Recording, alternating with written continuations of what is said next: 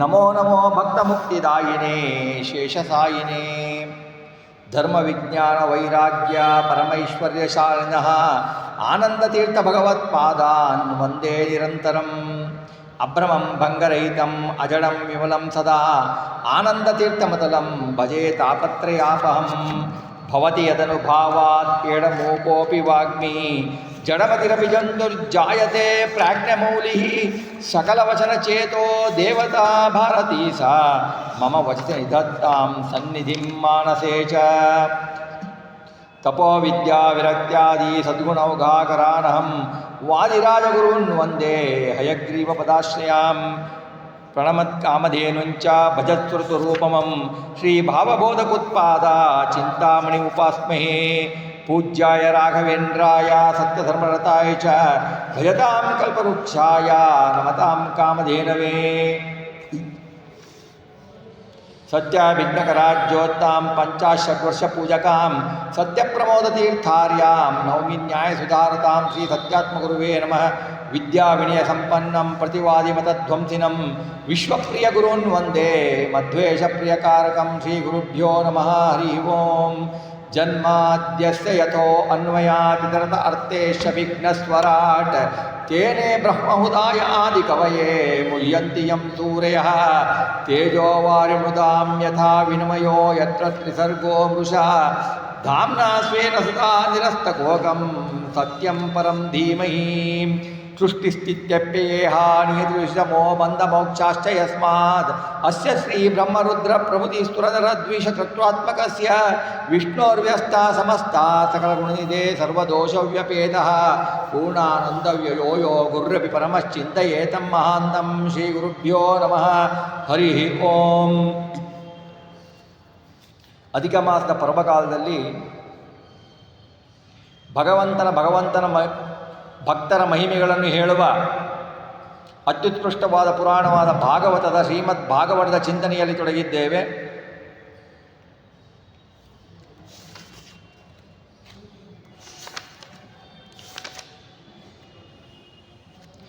ನಿನ್ನೆಯ ತನಕ ಬಂದ ಚಿಂತನೆ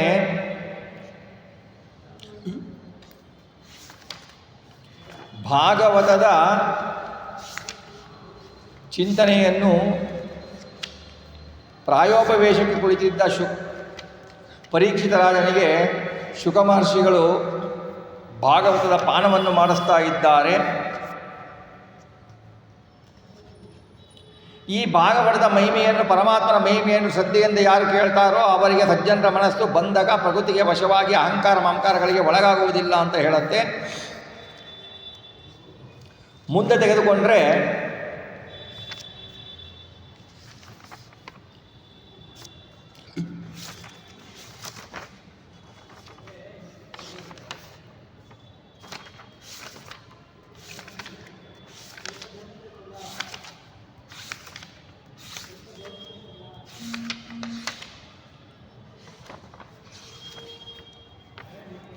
ಮುಂದೆ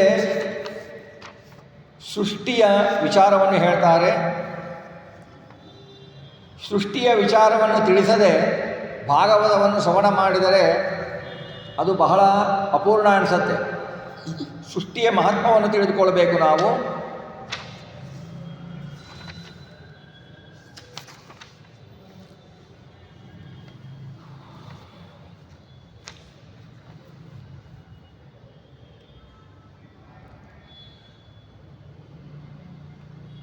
ಭಗವಂತನಿಗೆ ಅಧೀನವಾದ ಪ್ರಕೃತಿ ಅವನಿಚ್ಛೆಯಂತೆ ನಾನಾ ವಿಧವಾದ ಶರೀರವಾಗಿ ಪರಿಣಮಿಸುತ್ತೆ.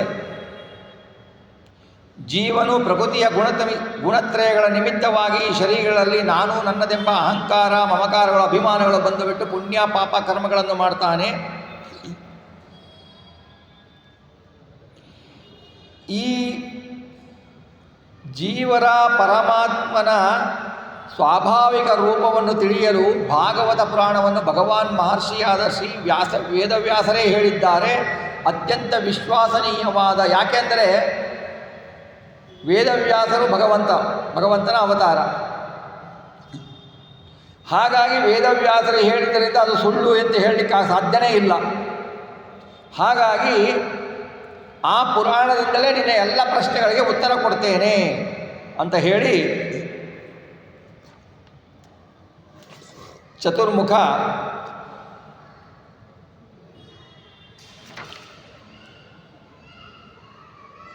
ಸೃಷ್ಟಿ ಮಾಡುವ ವಿಷಯವನ್ನು ಹೇಳ್ತಾರೆ.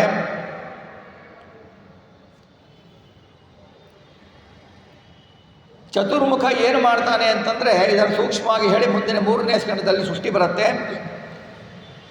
ಚತುರ್ಮುಖ ತಪಸ್ಸನ್ನು ಮಾಡ್ತಾನೆ. ಭಗವಂತನು ಅವನ ತಪಸ್ಸಿನಿಂದ ಸಂತುಷ್ಟನಾಗಿ ಅವನಿಗೆ ತನ್ನ ನಿಜರೂಪವನ್ನು ತೋರ್ತಾನೆ. ಚತುರ್ಮುಖ ಚಿಂತಿಸ್ತಾ ಇದ್ದಾಗ ನೀರಿನಲ್ಲಿ ಬ್ರಹ್ಮಾಂಡದಲ್ಲಿ ಅರ್ಧ ಭಾಗ ನೀರಿರುತ್ತೆ. ಅದರ ಕೆಳಗಡೆ ಭಗವಂತ ಶೇಷಾಯಿಯಾಗಿ ಮಲಗಿರ್ತಾನೆ.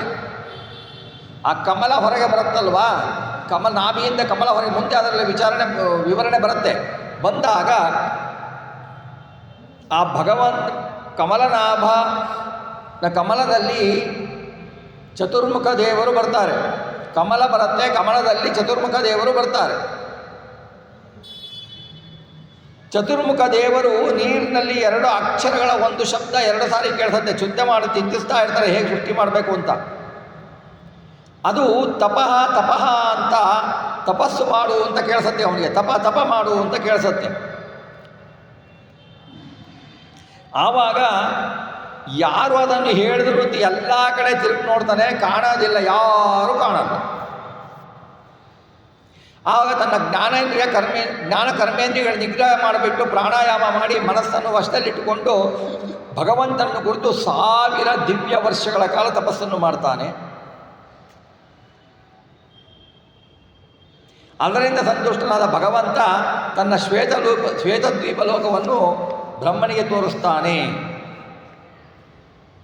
ಲಕ್ಷ್ಮಿಯಲ್ಲಿ ಮೂರ್ತಿಮತ್ತಾಗಿ ಉಯ್ಯಾಲೆಯಲ್ಲಿ ಕುಳಿತು ತನ್ನ ಅನೇಕ ವಿಭೂತಿ ರೂಪಗಳೊಂದಿಗೆ ಹರಿಯ ಸೇವೆಯನ್ನು ಮಾಡ್ತಾ ಇರ್ತಾಳೆ. ಭಗವಂತ ಹೇಳ್ತಾನೆ, ತ್ವಯಾಹಂ ತೋಷಿತ ಸಮ್ಯಕ್ ವೇದಗರ್ಭಸ್ಯ ಸುಕ್ಷಯ ಚಿರಂಭೃತೇನ ತಪಸ ದುಸ್ತೋಷ ಕೂಟಯೋಗಿನಾಂ. ಸೃಷ್ಟಿ ಮಾಡುವ ಬಯಕೆಯಿಂದ ನೀನು ದೀರ್ಘಕಾಲದ ತಪಸ್ಸನ್ನು ಮಾಡಿದ್ದೀಯಾ, ನಾನು ಸಂತುಷ್ಟನಾಗಿದ್ದೇನೆ. ಯಾರ ತಪಸ್ಸಿನ ಸೋಗಿಗೂ ನಾನು ಮರಳಾಗುವವನಲ್ಲ. ನಿನ್ನ ತಪಸ್ಸಿಗೆ ಮೆಚ್ಚಿದ್ದೇನೆ, ನೀನು ಬೇಕಾದ ವರ ಕೇಳು ಅಂದಾಗ ಬ್ರಹ್ಮದೇವರು ಕೇಳ್ತಾರೆ, ನೀನು ಎಲ್ಲರ ಹೃದಯ ನಿಯಾಮಕನಾಗಿದ್ದು ನೋಡುತ್ತಾ ಅವರ ಕಾರ್ಯೋದ್ದೇಶವನ್ನು ತಾನೇ ತಿಳಿಯುತ್ತಿದ್ದೀಯಾ. ಆದರೂ ಹೇಳುತ್ತೇನೆ,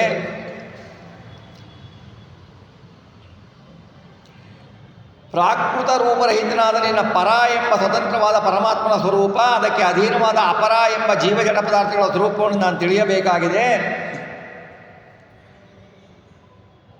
ನನ್ನ ಬಯಕೆಯನ್ನು ಈಡೇರಿಸು, ನನಗೆ ಅಹಂಕಾರ ಬರಬಾರದು. ಹಾಗೆ ಮಾಡುವಂದಾಗ ಭಗವಂತ ಚತುಶ್ಲೋಕಿ ಭಾಗವತವನ್ನು ಚತುರ್ಮುಖರಿಗೆ ಉಪದೇಶಿಸ್ತಾನೆ. ಇದು ಮೊದಲು ಬಂದ ಭಾಗವತ, ಚತುಶ್ಲೋಕಿ ಭಾಗವತ. ಸಮಸ್ತ ಭಾಗವತದ ಏನು 18 ಶ್ಲೋಕಗಳಿವೆ ಆ 4 ಶ್ಲೋಕಗಳಲ್ಲಿ ಬಂದಿದೆ.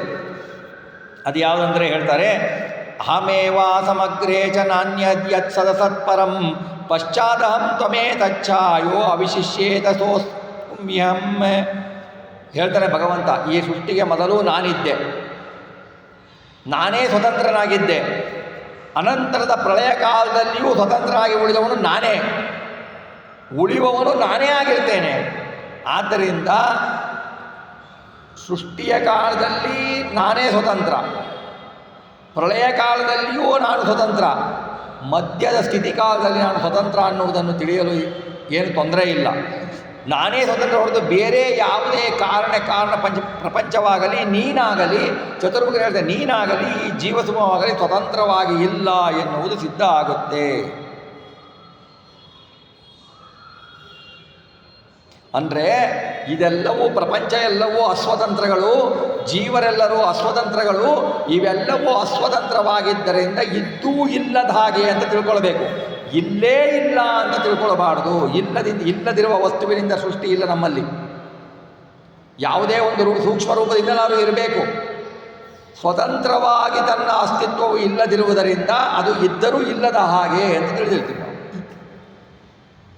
ಆಮೇಲೆ 2ನೇ ಶ್ಲೋಕ ಹೇಳ್ತಾರೆ, ಋತೇರ್ಥಂ ಯತ್ ಪ್ರತೀಯೇತ ನ ಪ್ರತೀಯೇತ ಚ ಆತ್ಮನಿ ತದ್ವಿದ್ಯಾದಾತ್ಮನೋ ಮಾಯಾಂ ಯಥಾ ಭಾಸೋ ಯಥಾ ತಮಃ. ಕೆಲವು ವಾದಿಗಳು ಹೇಳ್ತಾರೆ,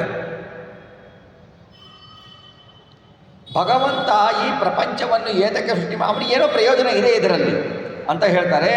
ಆದರೆ ವೇದಾದಿ ಶಾಸ್ತ್ರಗಳು ಹಾಗೆ ಹೇಳೋಲ್ಲ, ಅದನ್ನು ಓದಿದರೆ ಅದರ ಭಾಸ ಆಗಲ್ಲ.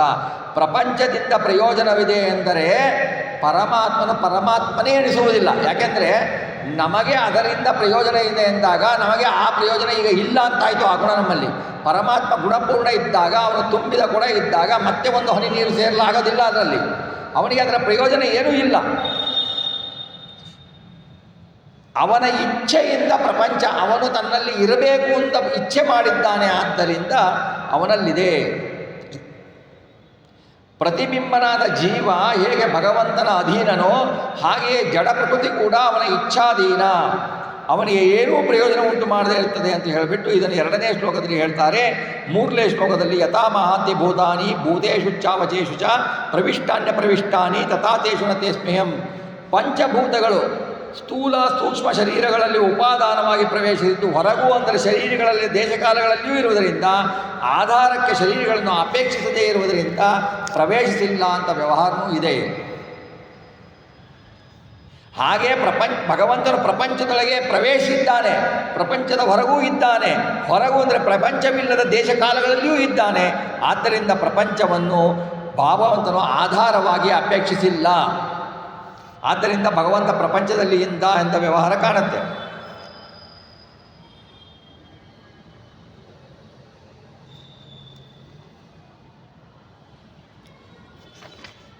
ಮುಂದೆ 4ನೇ ಶ್ಲೋಕವನ್ನು ಹೇಳ್ತಾರೆ. ಏತಾವದೇವ ಜಿಜ್ಞಾಸಂ ತತ್ವಜಿಜ್ಞಾಸುನಾತ್ಮನಃ ಅನ್ವಯ ವ್ಯತಿರೇಕಾಭ್ಯಾಂ ಯಚ್ಛಾತ್ ಸರ್ವತ್ರ ಸರ್ವದಾ. ಅನ್ಯ ವಸ್ತುಗಳು ಎಲ್ಲಿ ಇಲ್ಲವೋ, ಇಲ್ಲದ ದೇಶಕಾಲಗಳ ಎಲ್ಲೆಡೆಯಲ್ಲಿಯೂ ಪರಮಾತ್ಮ ಶಕ್ತಿ ಜ್ಞಾನಾದಿ ಗುಣಗಳು ಸರ್ವವಿಷಯಕವಾಗಿ ಇರುತ್ತದೆ. ಎಲ್ಲಿ ಅನ್ಯ ವಸ್ತುಗಳು ಇಲ್ಲದ ದೇಶಕಾಲಗಳಿದ್ದವೋ ಅಲ್ಲಿಗಳಲ್ಲೂ ಕೂಡ ಪರಮಾತ್ಮನ ಶಕ್ತಿ ಜ್ಞಾನಾದಿ ಗುಣಗಳು ಅವಶ್ಯಕವಾಗಿ ಇರ್ತವೆ. ಪರಮಾತ್ಮನ ಅಸಾಧಾರಣ ಶಕ್ತಿ ಜ್ಞಾನಾದಿ ಗುಣಧರ್ಮಗಳನ್ನು ತಿಳಿಸ ಬಯಸುವವನು ಅವುಗಳನ್ನು ಸದಾ ವಿಷಯವಕತ್ವವನ್ನು ಮನನ ಮಾಡಬೇಕು ಅಂತ ಹೇಳ್ತಾನೆ. ಹೀಗೆ 4 ಶ್ಲೋಕಗಳಿಂದ ಭಗವಂತ ಚತುರ್ಮುಖನಿಗೆ ಉಪದೇಶಿಸ್ತಾನೆ.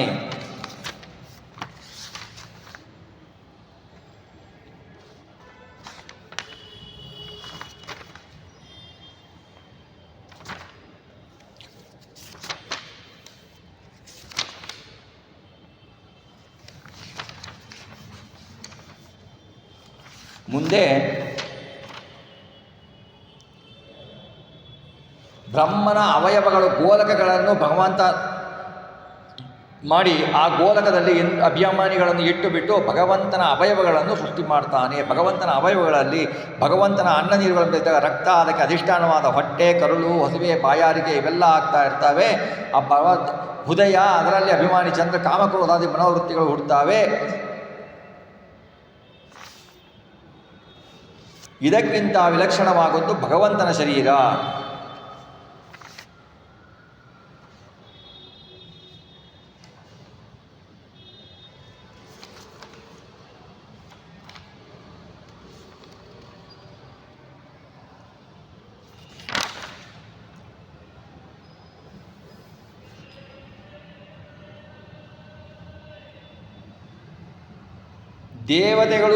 ದೇವಶತ್ರುಗಳು ತಾಮಸರು, ಮನುಷ್ಯರು ರಾಜಸರಾಗ್ತಾರೆ. ದೇವತೆಗಳ ಶತ್ರುಗಳು ತಾಮಸರಾಗ್ತಾರೆ, ದೇವತೆಗಳು ಸಾತ್ವಿಕರಾಗ್ತಾರೆ. ಈ 3 ವರ್ಗಗಳಲ್ಲಿಯೂ ಮತ್ತೆ ಸಾತ್ವಿಕ ರಜ, ಸಾತ್ವಿಕ ತೇಜಸ, ತಮಸ ಅನ್ನುವುದು ಇರ್ತವೆ. ಈ ಥರ ಭೇದವಿರ್ತವೆ. ಆಮೇಲೆ ಭಗವಂತ ತ್ರಿವಿಧ ಸಾತ್ವಿಕರನ್ನಾಗಲಿ ರಾಜಸ ಸಾತ್ವಿಕರನ್ನಾಗಲಿ ತಾಮಸರು ಬಾಧಿಸಿದಾಗ ವಿಷ್ಣು ಅವತರಿಸಿ ತಾಮಸರನ್ನು ಸಂಹರಿಸಿ ಸಾತ್ವಿಕರನ್ನು ಪಡೆಯುತ್ತಾನೆ ಅಂತ ತಿಳ್ಕೊಳ್ಬೇಕು ಅಂತ ಭಾಗವತದಲ್ಲಿ ಹೇಳ್ತಾರೆ. ಆವಾಗ ಶೌನಕರು ಕೇಳ್ತಾರೆ,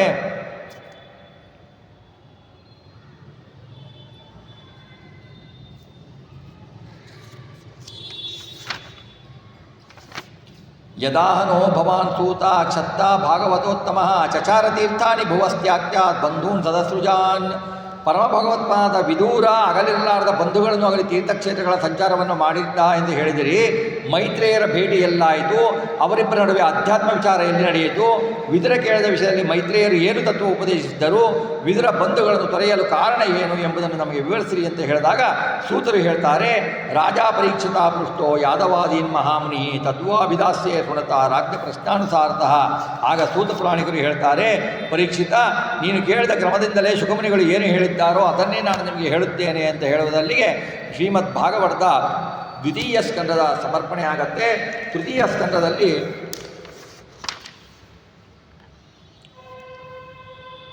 ವಿದುರ ಉದ್ಧವರ ಭೇಟಿ, ವಿದುರ ಮೈತ್ರೇಯರ ಭೇಟಿ, ವಿದುರ ತೀರ್ಥಯಾತ್ರೆಗೆ ಹೋಗಿದ ವಿಷಯವನ್ನು ನಾವು ಹಿಂದೆಯೇ ಚಿಂತನೆ ಮಾಡಿದ್ದೇವೆ. 2 ದಿವಸದ ಹಿಂದೆ ಚಿಂತನೆಯನ್ನು ಮಾಡಿದ್ದೇವೆ. ವಿದುರ ತೀರ್ಥಯಾತ್ರೆಗೆ ಹೋಗುವಾಗ ಮಧ್ಯೆ ಉದ್ಧವನ ಭೇಟಿಯಾಗತ್ತೆ. ಉದ್ಧವನ ಭೇಟಿಯಾದಾಗ ಇಬ್ಬರು ಭಾಗವತೋತ್ತಮರು ಅಲ್ವಾ. ಉದ್ಧವನ ನೋಡಿ, ಉದ್ಧವ 5 ವರ್ಷದ ಬಾಲಕನಿದ್ದಾಗಲೇ ಆ ನದಿಯ ದಡದಲ್ಲಿ ಮರಳಿನಿಂದ ಭಗವಂತನ ಪ್ರತಿಮೆಯನ್ನು ಮಾಡಿ ಅದಕ್ಕೆ ಪೂಜೆಯನ್ನು ಮಾಡ್ತಾ ಇರ್ತಾನೆ. 5 ವರ್ಷದವನಾಗಿದ್ದಾಗ ತಾಯಿ ಊಟಕ್ಕೆ ತಿಂಡಿಗೆ ಕರೆದರೆ, ಫಲಾಹಾರಕ್ಕೆ ಕರೆದರೆ ಅಂತಾನೆ ಭಗವಂತನ ಪೂಜೆ ಆಗಬೇಕು, ಆಗದೆ ನಾನು ಏನೂ ತೆಗೆದುಕೊಳ್ಳುವುದಿಲ್ಲ ಅಂತ 5 ವರ್ಷದ ಬಾಲಕ ಹೇಳ್ತಾನೆ. ಅವನು ಯಾರು? ಉದ್ಧವ ಯಾರು? ಬೃಹಸ್ಪತಿಯ ಅವತಾರ, ದೇವದ ಗುರುಗಳು ಅವರು. ವಿದುರ ಧರ್ಮರನ್ನ ಅವತಾರ. ಯಮಧರ್ಮನಿಗಿಂತ ಉತ್ತಮ ಸ್ಥಾನದಲ್ಲಿ ಇರುವವರು ಬೃಹಸ್ಪತ್ಯಾಚಾರ್ಯ. ಆ ಉದ್ಧವ ಎಂತಹ ಭಕ್ತ ನೋಡಿ. 5 ವರ್ಷಕ್ಕೆ ನಮ್ಮ ಹುಡುಗರು ರಾಘವೇಂದ್ರ ಸ್ತೋತ್ರವನ್ನು ತಪ್ಪೇಳಿದು, ಅಯ್ಯೋ ರಾಘವೇಂದ್ರ ಸ್ತೋತ್ರ ಪೂಜ್ಯಾಯ ರಾಘವೇಂದ್ರಾಯ ಹೇಳ್ತಾ ಇದ್ದಾನೆ ಅಂತ ನಾವು ಖುಷಿ ಪಡ್ತೀವಿ. 5 ವರ್ಷದ ಮಗು ಭಗವಂತನ ಪೂಜೆಯನ್ನು ಮಾಡದೆ ನಾನು ಏನೂ ತಿನ್ನುವುದಿಲ್ಲ ಅಂತ ಹೇಳ್ತಾರೆ. ಇದರಲ್ಲಿ ನಮಗೆ ಒಂದು ಚಿಂತೆ ಇದೆ. ಬೆಳಿಗ್ಗೆ ಎದ್ದು ಭಗವಂತನ ಪೂಜೆಯನ್ನು ಮಾಡಿ ನೈವೇದ್ಯವನ್ನು ಮಾಡದೆ ನಾವು ನೀರನ್ನು ಕೂಡ ಸೇವಿಸಬಾರದು ಅಂತ. ನಾವು ಆಗಲ್ಲ. ಬೆಳಗ್ಗೆ ಎದ್ದ ತಕ್ಷಣ ಬೆಡ್ ಕಾಫಿ ಕುಡಿಬೇಕು. ಬೆಡ್ ಕಾಫಿ ಕುಡಿದ ತಕ್ಷಣ ಹೋಗಿ ಸ್ನಾನ ಮಾಡಬೇಕು. ಸ್ನಾನ ಮಾಡಿ ದೇವರಿಗೆ ಪೂಜೆ ಮಾಡಬೇಕಲ್ಲ. ತಿಂಡಿ ತಿನ್ಕೊಂಡು ಪೂಜೆ ಮಾಡಿದ್ರಾಯ್ತು. ಹಸುವೆ ಏನು ಮಾಡಬೇಕಾಗತ್ತೆ? ಪೂಜೆಗೆ ಅಂತ ಮಾಡ್ಕೊಳ್ಳೋದು. ಇದು ಅಪರಾಧ. ಭಗವಂತನಿಗೆ ಪೂಜೆ ಮಾಡಿ ನೈವೇದ್ಯವನ್ನು ಮಾಡಿ ಆಮೇಲೆ ತಗೊಳ್ಬೇಕು ಹೊರತುನೋ ಇಲ್ಲ. ಇದನ್ನು ಉದ್ಧವ 5 ವರ್ಷದ ಬಾಲಕನಾಗಿದ್ದಾಗಲೇ ತೋರಿಸ್ತಾನೆ. ಭಗವಂತನ ಪರಮಭಕ್ತ. ಇಬ್ಬರು ಪರಮದ್ಭಾಗವತರು ಭೇಟಿಯಾದಾಗ ಆನಂದದ ಸುರಿಮಳೆ, ಆನಂದ ಬಾಷ್ಪ. ಅವನು ಕೃಷ್ಣಲೀಲೆಯನ್ನು ಹೇಳ್ತಾನೆ, ವಿದುರನಿಗೆ ಕೃಷ್ಣಲೀಲೆಯನ್ನು ಹೇಳ್ತಾನೆ. ಎಲ್ಲ ಲೀಲೆಯನ್ನು ವರ್ಣನೆ ಮಾಡಿದಾಗ ವಿದುರನಿಗೆ ಆನಂದ ಬಾಷ್ಪ ಆಗತ್ತೆ. ಎಲ್ಲರ ವಿಚಾರವನ್ನು ಹೇಳ್ತಾನೆ.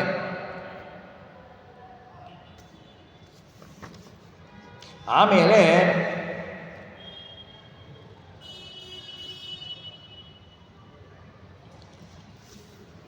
ಉದ್ಧವ ಮುಂದೆ 26 ವರ್ಷಗಳಲ್ಲಿ ಆಗುವಂತಹ ಯದುಕುಲದ ನಾಶವನ್ನು ಹೇಳ್ತಾನೆ. ಕೃಷ್ಣನ ಅವತಾರ ಸಮಾಪ್ತಿಯನ್ನು ಹೇಳಿಬಿಡ್ತಾನೆ ಉದ್ಧವ ವಿದುರನಿ.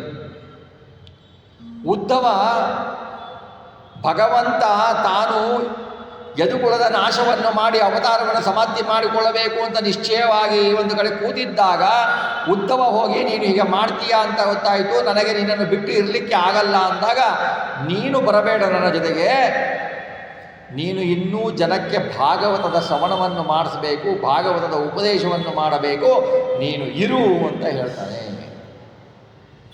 ನೀನು ಇರು ಅಂತ ಹೇಳ್ತಾರೆ.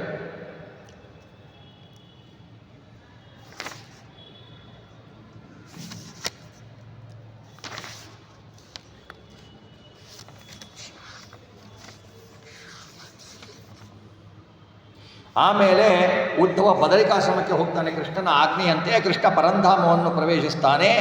ಆಮೇಲೆ ಇಲ್ಲಿ ವಿದುರನು, ನೀನು ನನಗೆ ಕೃಷ್ಣನ ಲೀಲೆಯಲ್ಲೆಲ್ಲ ವರ್ಣಿಸ್ತಾರೆ, ಕೃಷ್ಣನ ಲೀಲೆಯನ್ನೆಲ್ಲ ಅವನು ವರ್ಣಿಸ್ತಾನೆ. ಇದನ್ನು ಕೇಳಿಬಿಟ್ಟು ಹೊಂಬಳಿಯಾಗ್ತಾನೆ ವಿದುರ. ಆಮೇಲೆ ವಿದುರ, ಶ್ರೀಕೃಷ್ಣ ಹೇಳಿದ್ರಿಂದ ಭಾಗವತವನ್ನು ನನಗೆ ಹೇಳು ಅಂತ ಕೇಳ್ತಾನೆ ವಿದುರನಿಗೆ. ವಿದುರ ಉದ್ಧವನಿಗೆ ಕೇಳಿದಾಗ ಉದ್ಧವ ಹೇಳ್ತಾನೆ, ಶ್ರೀಕೃಷ್ಣ ಹೇಳಿದ್ದಾನೆ, ನಿನಗೆ ಮೈತ್ರೇಯರು ಉಪದೇಶಿಸ್ತಾರೆ, ನಾನು ಉಪದೇಶ ಮಾಡಲು ಆಗೋದಿಲ್ಲ ಅಂತ ಹೇಳ್ತಾನೆ.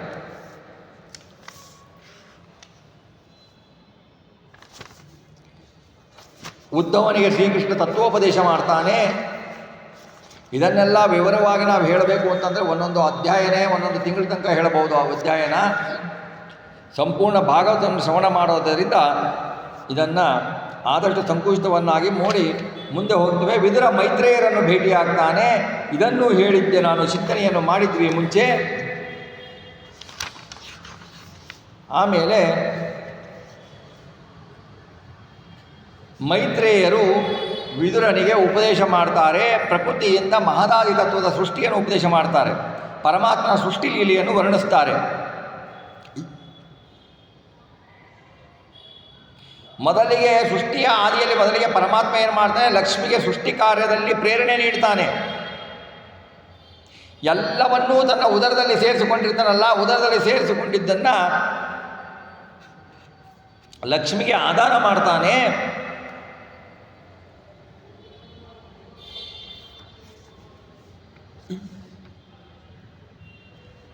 ಸವಾ ಏತಸ್ಯ ಸಂದ್ರಷ್ಟು ಶಕ್ತಿ ಸದಸದಾತ್ಮಿಕ ಮಾಯಾ ನಾಮ ಮಹಾಭಾಗ ಯಯೇದಂ ನಿರ್ಮಮೇ ವಿಭು. ಚೇತನ ಪ್ರಕೃತಿ ಮಹಾಲಕ್ಷ್ಮಿ, ಕಾರ್ಯಕಾರಣ ರೂಪವಾದ ಜಡ ಪ್ರಕೃತಿಗೆ ಅಭಿಮಾನಿ. ಈ ಜಡಚೇತನ ಪ್ರಕೃತಿಗಳಿಬ್ಬರಿಗೂ ಮಾಯೆ ಅಂತಲೇ ಹೆಸರಿದೆ. ಈ ಮಾಯೆಯ ಮೂಲಕ ಭಗವಂತ ಪ್ರಪಂಚದ ಸೃಷ್ಟಿಯಾದಿಗಳನ್ನು ಮಾಡ್ತಾನೆ. ಭಗವಂತನ ಸೃಷ್ಟಿ ಮಾಯೆ ಅಂದರೆ ಭಗವಂತನ ಇಚ್ಛೆ ಅಂತ ಹೇಳಬೇಕು. ಮಾಯೆ ಅಂದರೆ ಐಂದ್ರಜಾಲಿಕ ಮಾಯೆಗಳಲ್ಲ. ಯಾರು ಜಾದೂಗಾರರು ಯಾರು 500 ರೂಪಾಯಿಯನ್ನು ಒಂದು ಸಣ್ಣ ಪೇಪರನ್ನು ತೆಗೆದುಕೊಂಡು ಬಿಟ್ಟು 500 ರೂಪಾಯಿ ನಿಮಗೆ ತೋರಿಸ್ತಾರೋ, ಸೃಷ್ಟಿ ಮಂತ್ರ ಹೇಳಿಬಿಟ್ಟು ತೋರಿಸ್ತಾರೋ, ಆ 500 ರೂಪಾಯಿ ಅವರಿಗೆ 500 ರೂಪಾಯಿ ಇರಲ್ಲ, ಪೇಪರ್ ಆಗಿ ಕಾಣುತ್ತೆ ಅವರಿಗೆ. ನಾವು 500 ರೂಪಾಯಿ ಕೊಡಿ ಅಂದರೆ ಅದು ಪೇಪರ್ ಅವ್ರ ಹತ್ರ ಇರಲ್ಲ. ಯಾರು ಅದನ್ನು ಸೃಷ್ಟಿ ಮಾಡಲು ಅಯೋಗ್ಯರೋ ಅವರು ಐಂದ್ರಜಾಲಿಕ ವಿದ್ಯೆಯನ್ನು ಮಾಡ್ತಾರೆ. ಭಗವಂತ ಮಹಾಯೋಗ್ಯ. ಭಗವಂತನಿಗೆ ಆ ಮಾಯೆಯ ಅವಶ್ಯಕತೆ ಇಲ್ಲ, ಅವನ ಇಚ್ಛೆಯಿಂದಲೇ ಸೃಷ್ಟಿಯಾಗತ್ತೆ. ಆದ್ದರಿಂದ ಭಗವಂತನ ಸೃಷ್ಟಿ ಐಂದ್ರಜಾಲಿಕ ಅಂತ ತಿಳಿದುಕೊಳ್ಳಬಾರದು.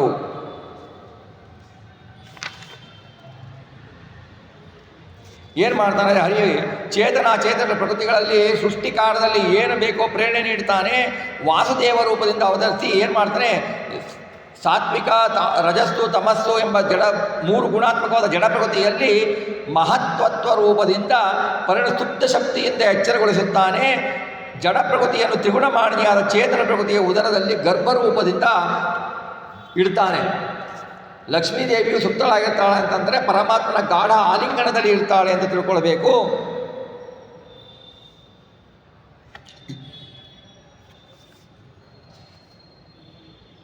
ಆಮೇಲೆ ಮಹತ್ವತ್ವ ಪರಿಣಾಮ ಹೊಂದುತ್ತೆ. ಮಹತ್ವತ್ವವನ್ನು ಮಹತ್ತತ್ವವನ್ನು ಅಹಂಕಾರ ತತ್ವವನ್ನಾಗಿ ಪರಿಣಾಮಗೊಳ್ತಾನೆ. ಮಹತ್ತತ್ವದಿಂದ ಅಹಂಕಾರ ತತ್ವವಾಗುತ್ತದೆ. ಅಹಂಕಾರ ತತ್ವವು ವೈಕಾರಿಕ, ತೈಜಸ, ತಾಮಸ ಎಂಬ 3 ಬಗೆಯಾಗಿರುತ್ತೆ. ವೈಕಾರಿಕವೆನಿಸಿದ ಇಂದ್ರಿಯಗಳ ಅಭಿಮಾನಿ ದೇವತೆಗಳು ವೈಕಾರಿಕ ಅಹಂಕಾರದಿಂದ ಜನಿಸ್ತಾರೆ. ಇಂದ್ರಿಯಗಳು ತೈಜಸ ಅಹಂಕಾರದಿಂದ ಜನಿಸ್ತಾರೆ. ಇಂದ್ರಿಯಗಳು ಜ್ಞಾನೇಂದ್ರಿಯ ಕರ್ಮೇಂದ್ರಿಯಗಳು ಅವು 2 ವಿಧ ತೈಜಸ ಅಹಂಕಾರದಿಂದ ಜನಿಸ್ತಾವೆ. ತಾಮಸ ಅಹಂಕಾರವು ಗಂಧ, ರೂಪ, ಸ್ಪಷ್ಟ, ಶಬ್ದ ತನ್ಮಾತ್ರೆಗೆ ಕಾರಣವಾಗತ್ತೆ.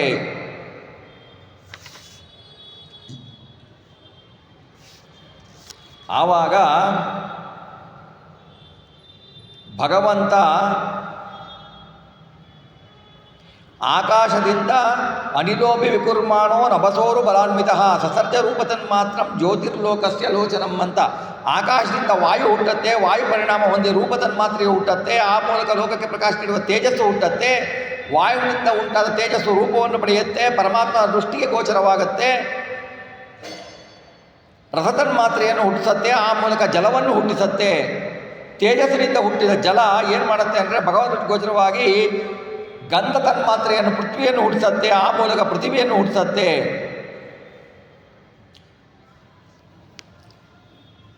ಈ ತತ್ವದ ಅಭಿಮಾನಿ ದೇವತೆಗಳು ಪರಮಾತ್ಮನ ಭಿನ್ನಾಂಶರು ಅಂತ ನಾವು ಹೇಳ್ತೀವಿ.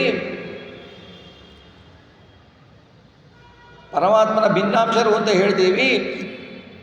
ಈ ದೇವತೆಗಳು ಒಬ್ಬೊಬ್ಬರು ಪ್ರತ್ಯೇಕವಾಗಿ ಬ್ರಹ್ಮಾಂಡ ಸೃಷ್ಟಿ ಕಾರ್ಯವನ್ನು ಮಾಡುವಂದಾಗ ಅವರು ಕೇಳ್ಕೊಳ್ತಾರೆ, ಭಗವಂತ ನನ್ನಿಂದ ಸೃಷ್ಟಿ ಸಾಧ್ಯ ಇಲ್ಲ, ನಿನ್ನ ಸಹಾಯವಿಲ್ಲದೆ ಸೃಷ್ಟಿ ಸಾಧ್ಯ ಇಲ್ಲ.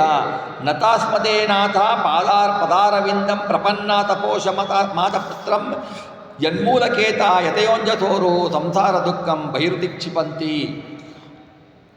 ನಿನ್ನ ಪಾದಾರವಿಂದವು ಶರಣಾಗತರ ತಾಪತ್ರಯ ಕಳೆಯುವಲ್ಲಿ ಶಕ್ಯವಾಗಿದೆ. ಸಂಸಾರ ದುಃಖವನ್ನು ಮನಸ್ಸಿನಿಂದ ಎತ್ತಿ ಹೊರಗೆ ಹಾಕಿಬಿಡ್ತಾರೆ. ನಿನ್ನ ತತ್ವಜ್ಞಾನವನ್ನು ಸೇವಿಸ್ತೇವೆ, ನೀನು ದಯವಿಟ್ಟು ಆವಾಗ ಪರಮಾತ್ಮ ಅವರಲ್ಲಿ ಪ್ರವೇಶ ಮಾಡಿ ಆ ಸೃಷ್ಟಿಯನ್ನು ಮಾಡಿಸ್ತಾನೆ.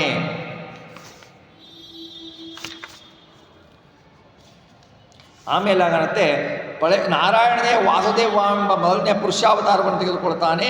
ಪುರುಷಾಂತವಾರವನ್ನು ತೆಗೆದುಕೊಂಡು ಬಿಟ್ಟು 23 ತತ್ವಗಳು ಅವನ ಪ್ರೇರಣೆಯಿಂದಲೇ ಬ್ರಹ್ಮಾಂಡವನ್ನು ನಿರ್ಮಿಸ್ತಾರೆ. ಪಂಚತನ್ಮಾತ್ರೆಗಳು, ಪಂಚಭೂತಗಳು, ದಶೇಂದ್ರಿಯಗಳು, ಅಹಂಕಾರ ತತ್ವ, ಮಹತ್ತತ್ವ ಒಟ್ಟು 23 ತತ್ವಗಳು. ಆಮೇಲೆ ಚೇತನ ಪ್ರಕೃತಿ 24ನೇ ತತ್ವ, ಭಗವಂತ 25ನೇ ತತ್ವ.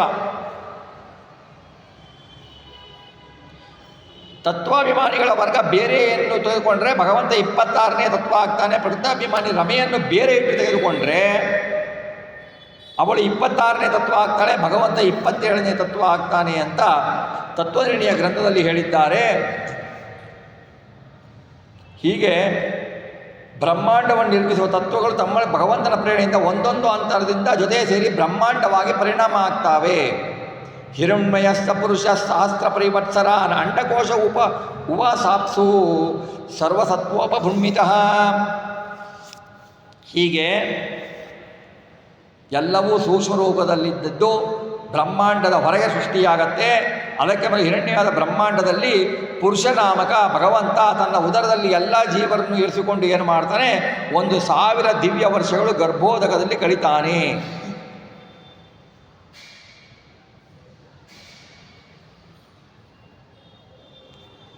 ಪ್ರಭುತ್ವ ಶಕ್ತಿ, ಕ್ರಿಯಾಶಕ್ತಿ ಮತ್ತು ಪ್ರಕೃತಿ ಶಕ್ತಿಗಳಿಂದ ಭಗವಂತ ಏನು ಮಾಡ್ತಾನೆ, ತನ್ನ ಉದರದಲ್ಲಿರುವ ಮಹದಾದಿ ತತ್ವಗಳೊಡನೆ ಇದ್ದ ಬ್ರಹ್ಮಾಂಡದೊಳಗೆ ಎಲ್ಲೆಡೆ ವ್ಯಾಪಿಯಾದ ಚತುರ್ಮುಖನ ವಿರಾಟ ಶರೀರವನ್ನು ಸೃಷ್ಟಿಸ್ತಾನೆ. ಆ ಶರೀರದೊಳಗೆ ತಾನು 1 ರೂಪ, 3 ರೂಪ, 10 ರೂಪಗಳಿಂದ ಇರ್ತಾನೆ.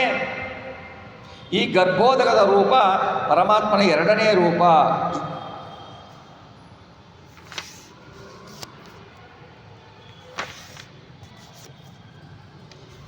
ಹಾಗಾಗಿ ವಿರಾಟ್ ಬ್ರಹ್ಮನ ಅವಯವಗಳನ್ನು ಸೃಷ್ಟಿಯಾಗತ್ತೆ. ಗೋಲಕಗಳಲ್ಲಿ ತತ್ವಾಭಿಮಾನ ಜೀವನಗಳನ್ನು ಬಿಡ್ತಾನೆ, ಅವು ಸೃಷ್ಟಿಯಾಗತ್ತೆ.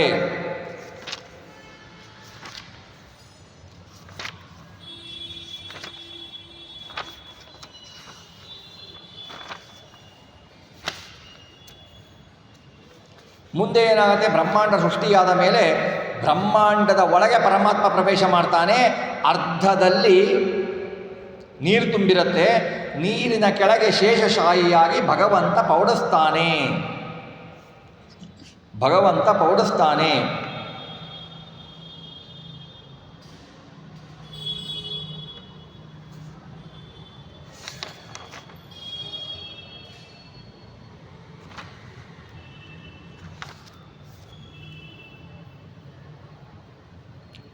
ನಿದ್ರೆ ಇಲ್ಲದಿಲ್ಲ, ಭಗವಂತನಿಗೆ ನಿದ್ರೆ ಇಲ್ಲ, ಆದರೂ ಲೀಲೆಯಿಂದ ಮಲಗಿದ ಹಾಗೆ ನಡತೆ ಮಾಡ್ತಾನೆ. ಆವಾಗ ಶ್ರೀಹರಿ ಎಷ್ಟು ಕಾಲ ಮಲಗ್ದ, ಬ್ರಹ್ಮಾಂಡದ ಒಳಗೆ ಎಷ್ಟು ಕಾಲ ಮಲಗ್ದ ಅಂದರೆ 1000 ಚತುರ್ಯುಗ ಕಾಲ ಮಲಗ್ದ. ಗರ್ಭೋದಕದ ಬ್ರಹ್ಮಾಂಡದ ಉದರದಲ್ಲಿ, ಬ್ರಹ್ಮಾಂಡ ಅಂದ್ರೇನು, ಬ್ರಹ್ಮ ಅಂದರೆ ಅತ್ಯದ್ಭುತವಾದ ಬಹಳ ದೊಡ್ಡದಾದ ಅಂಡ ಅಂದರೆ ಮೊಟ್ಟೆ ಅಂತೀರ. ಬ್ರಹ್ಮಾಂಡ ದೊಡ್ಡದಾದ ಮೊಟ್ಟೆ ಅಂದರೆ ನಮ್ಮ ಮೊಟ್ಟೆ ಅಂತಂದರೆ ನಮಗೆ ಇದು ಬರೇ ಕೋಳಿ ಮೊಟ್ಟೆ ಅಷ್ಟೇ ಜ್ಞಾಪಕ ಬರೋದು. ರೌಂಡಾದ ಮೊಟ್ಟೆ ಇರುತ್ತೆ, ಹಾವಿನ ಮೊಟ್ಟೆಗಳೆಲ್ಲ ಗೋಲಾಕಾರವಾಗಿರುತ್ತೆ, ಆ ಥರ ಮೊಟ್ಟೆ. ಆ ಬ್ರಹ್ಮಾಂಡದ ಒಳಗೆ ನೀರಿನ ಕೆಳಗೆ ಭಗವಂತ 1000 ಚತುರ್ಯುಗ ಕಾಲ ಮಲಗಿದ ಮೇಲೆ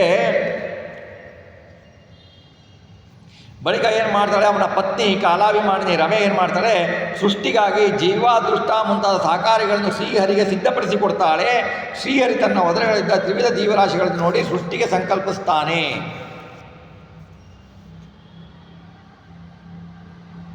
ಯಾವಾಗ ಹರಿ ಸ್ಥೂಲವಾಗಿಸಲು ಬಯಸ್ಕೊಳ್ತಾನೋ ಆವಾಗ ಮಹಾಗರ್ಭೋದಕ ಇರುತ್ತಲ್ಲ ಒಂದು, ಆ ಕಾಲನ ಅನುಗುಣವಾಗಿ ರಜೋಗುಣದಿಂದ ಕ್ಷೋಭೆಗೊಂಡು ಏನಾಗುತ್ತೆ, ಪೃಥ್ವಿಯಾಗಿ ಕಮಲದ ಆಕಾರದಲ್ಲಿ ನಾಭಿನಂದ್ರದಿಂದ ಮೇಲಕ್ಕೆ ಬರುತ್ತೆ. ಅದು ಯಾವ ಕಾರಣವಿಲ್ಲದೆ ಬೆಳೆದು ನಿಲ್ಲುತ್ತೆ, ಪ್ರಳಯ ಜಲವನ್ನು ಬೆಳಗಿಸುತ್ತೆ. ನಾಭಿಕಮಲ ವಿಷ್ಣು ತಾನೇ, ನಾಭಿಕಮಲದಲ್ಲಿ ವಿಷ್ಣು ತಾನೇ ಅಂತರ್ಯಾಮಿಯಾಗಿ ಬರ್ತಾನೆ. ಆ ಕಮಲ ಬೆಳೆದು ಬೆಳೆದು ಬಂದುಬಿಟ್ಟು ಮೇಲಕ್ಕೆ ಬಂದು ಅರಳತ್ತೆ. ಕಮಲ ನೋಡಿ, ಕೆಸರಿನ ಕೆಳಗಡೆ ಬೆಳೆದು ಮೇಲ್ಗಡೆ, ನೀರಿನ ಮೇಲ್ಗಡೆ ಅರಳತ್ತೆ. ಆ ಅರಳಿದಾಗ ಅದರಲ್ಲಿ ದುಂಬಿಯಂತೆ ಬ್ರಹ್ಮದೇವರು ಇರ್ತಾರೆ. ಬ್ರಹ್ಮ ಏನು ಮಾಡ್ತಾನೆ ಅಂದರೆ ನೋಡ್ತಾನೆ, ಕಮಲದವು ನೋಡ್ತಾನೆ, ನನ್ನನ್ನು ಯಾರು ಹುಟ್ಟಿಸಿದ್ದಿಲ್ಲಿ, ಯಾರು ಕಳಿಸಿದ್ದು ಅಂತ ಈ ಕಡೆ ನೋಡ್ತಾನೆ, ಎದುರುಗಡೆ ನೋಡ್ತಾನೆ, ಎದುರುಗಡೆ ಒಂದು ತಲೆ ಬರುತ್ತೆ, ಎಡಗಡೆ ನೋಡ್ತಾನೆ, ಎಡಗಡೆ ಒಂದು ತಲೆ ಬರುತ್ತೆ, ಬಲಗಡೆ ಒಂದು ನೋಡ್ತಾನೆ, ಬಲಗಡೆ ಒಂದು ತಲೆ ಬರುತ್ತೆ, ಹಿಂದ್ಗಡೆ ನೋಡಿ, ಹಿಂದ್ಗಡೆ ಒಂದು ತಲೆ, 4 ತಲೆಗಳ ಚತುರ್ಮುಖನಾದ ಬ್ರಹ್ಮದೇವರಾಗ್ತಾರೆ. ಯಾರೂ ಕಾಣೋದೇ ಇಲ್ಲ ಅವನಿಗೆ, ಎಲ್ಲಿ ನೋಡಿದರೂ ನೀರೇ ಕಾಣುತ್ತೆ.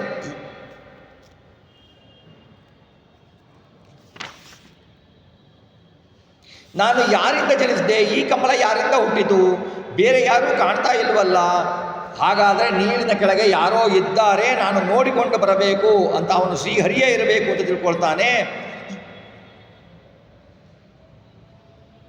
ಸಯಿತ್ತಮುದ್ವೀಕ್ಷ ತದಬ್ಜನಾಳ ನಾಳೀಭಿರಂತರ್ಜಲಮಾವಿವೇಶ ನಾರ್ವಾಗತ್ತ ಸತ್ಕರನಾಳ ನಾಳಿ ಸವೈ ವಿಚಿನ್ವನ್ ತದವಿಂದ ಜಾತಾಜಃ.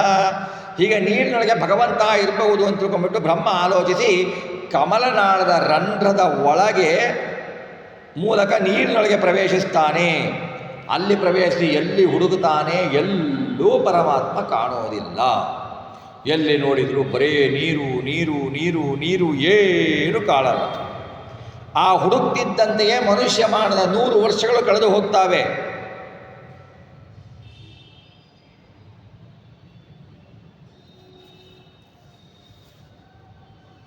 ಆವಾಗ ಬ್ರಹ್ಮದೇವರು ಅನ್ಕೋತಾರೆ, ಈ ಸರ್ವೋತ್ತಮನಾದ ಭಗವಂತ ನಾವು ಹುಡುಕಿದ್ರೆ ಏನು ಸಿಗಂಗೆ ಕಾಣಲ್ಲ, ಇವನು ಸಿಗೋದಿಲ್ಲ ಅಂತ ತನ್ನ ಸ್ಥಾನಕ್ಕೆ ಮೇಲೆ ಬರ್ತಾನೆ.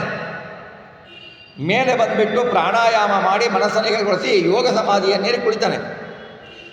ಹಾಗೆ ಯೋಗಾಭ್ಯಾಸವನ್ನು ತಪಸ್ಸನ್ನು ಮಾಡ್ತಾ ಇರ್ತಾನಲ್ಲ, ತಪಸ್ಸು ಮಾಡಬೇಕಾದ್ರೆ ಕೊನೆಯಲ್ಲಿ ಪರಮಾತ್ಮನ ಸಾಕ್ಷಾತ್ಕಾರ ಆಗತ್ತೆ. ಹೊರಗೆ ನೋಡಿದಾಗ ದೊರಕದ ಪರಮಾತ್ಮ ಅವನ ಹೃದಯದ ಒಳಗೆ ನಿಂತು ಹೊಳೆಯುತ್ತಾ ಬ್ರಹ್ಮದೇವರಿಗೆ ಕಾಣ್ತಾನೆ. ಅಂದರೆ ಒಳಗಣ್ಣಿಂದ ನೋಡೋ ಹರಿಯ, ಹೊರಗಣ್ಣಿಂದ ಭಗವಂತ ಕಾಣೋದಿಲ್ಲ, ಒಳಗಣ್ಣಿಂದ ನೋಡು, ನಿನ್ನ ಬಿಂಬರೂಪವನ್ನು ನೀನು ನೋಡು. ಬಿಂಬರೂಪದ ಸಾಕ್ಷಾತ್ಕಾರ ಆದರೆ ಮೋಕ್ಷ ಅನ್ನುವುದನ್ನು ಇಲ್ಲಿ ತೋರಿಸ್ತಾರೆ. ಬಿಂಬರೂಪದ ದರ್ಶನ ಆಗಬೇಕು. ಹೊರಗಡೆಯ ಭಗವಂತನ ರೂಪ ಬೇರೆ, ರೂಪಗಳಿಗೆ ಭೇದ ಇಲ್ಲ. ಆದರೆ ನಮ್ಮ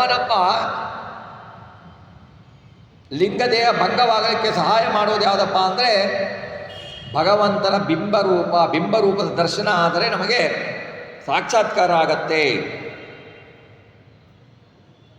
ನೀರಿನಲ್ಲಿ ಹಾಗೆ ಮಲಗಿದ್ದಾಗ, ನೀರನ್ನೇ ಆಶ್ರಯವಾಗಿ ಮಲಗಿದ್ದಾಗ ಭಗವಂತನಿಗೆ ನಾರಾಯಣ, ನೀರ ಅಂದರು, ನಾರ ಅಂದರು, ನೀರು ಅಂತಲೇ ಹೆಸರು ಸಂಸ್ಕೃತದಲ್ಲಿ, ನಾರಾಯಣ ಅಂತ ಅವನಿಗೆ ಹೆಸರು ಬರುತ್ತೆ. ಬ್ರಹ್ಮ ಕಂಡ ಭಗವದ್ರೂಪ ಹೇಗಿತ್ತು ಅಂದರೆ 1000 ಎಳೆಗಳಲ್ಲಿ ಸಹಜವಾಗಿ ಪ್ರಳಯ ಜಲವನ್ನು ಅವರದ್ದು ಕತ್ತಲು ನಾಶ ಆಗಿದ್ದು ಆದಿಶೇಷನ ಹಾಸಿಗೆಯ ಮೇಲೆ ಮಲಗಿದ್ದ ಪರಮಾತ್ಮ. ಅವನನ್ನು ನೋಡಿ ವಿಷ್ಣು ಸ್ತುತಿಯನ್ನು ಬ್ರಹ್ಮದೇವರು ಸ್ತುತಿಯನ್ನು ಮಾಡ್ತಾನೆ.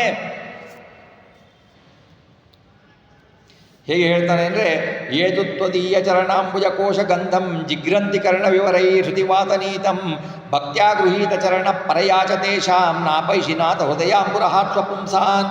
ಪ್ರಭು, ನಿನ್ನ ನಾಮಸ್ಮರಣೆ ಮಾಡಿದರೆ, ನಿನ್ನ ಕಥಾಶ್ರವಣೆಯನ್ನು ಮಾಡಿದರೆ ಕಮಲದಂಥ ದಿವ್ಯ ಸುಗಂಧಭರಿತವಾದ ನಿನ್ನ ರೂಪವು ಶ್ರವಣವೆಂಬ ಗಾಳಿಯಿಂದ ಹೃದಯದಲ್ಲಿ ಒಂದು ವ್ಯಕ್ತವಾಗುತ್ತದೆ. ಅದನ್ನು ಯಾರು ಸಾಕ್ಷಾತ್ಕರಿಸಿ ಆಸ್ವಾದಿಸುವರೋ ಅವರೇ ನಿನ್ನ ಭಕ್ತರ ಹೃದಯ ಕಮಲದಿಂದ ನೀನೆಂದೂ ಆಚೆ ಈಚೆ ಹೋಗುವುದಿಲ್ಲ ಅಂತ ಭಗವಂತನನ್ನು ಅವನು ಹೊಗಳ್ತಾನೆ, ಪರಮಾತ್ಮನನ್ನು ಸ್ತೋತ್ರ ಮಾಡ್ತಾನೆ. ಬ್ರಹ್ಮದೇವರು ಲೋಕದಲ್ಲಿ ಅನೇಕ ಅವತಾರಗಳಿಂದ ನೀನು ಅವತಾರಗಳನ್ನು ಎತ್ತಿದ್ದೀಯಾ, ವಿವಿಧ ಕರ್ಮಗಳಲ್ಲಿ ಮನಸ್ಸು ಹಾಕದೆ ಜನರು ನಿರತರಾದರೆ ಅವರ ಬದುಕಿನ ಆಸೆಯನ್ನು ನೀನು ಚಿವುಟು ಹಾಕುತ್ತೀಯಾ, ಅಂತಹ ಸರ್ವೋತ್ತಮನಾದ ನಿನಗೆ ನಮಸ್ಕಾರ ಅಂತ ಹೇಳ್ತಾನೆ.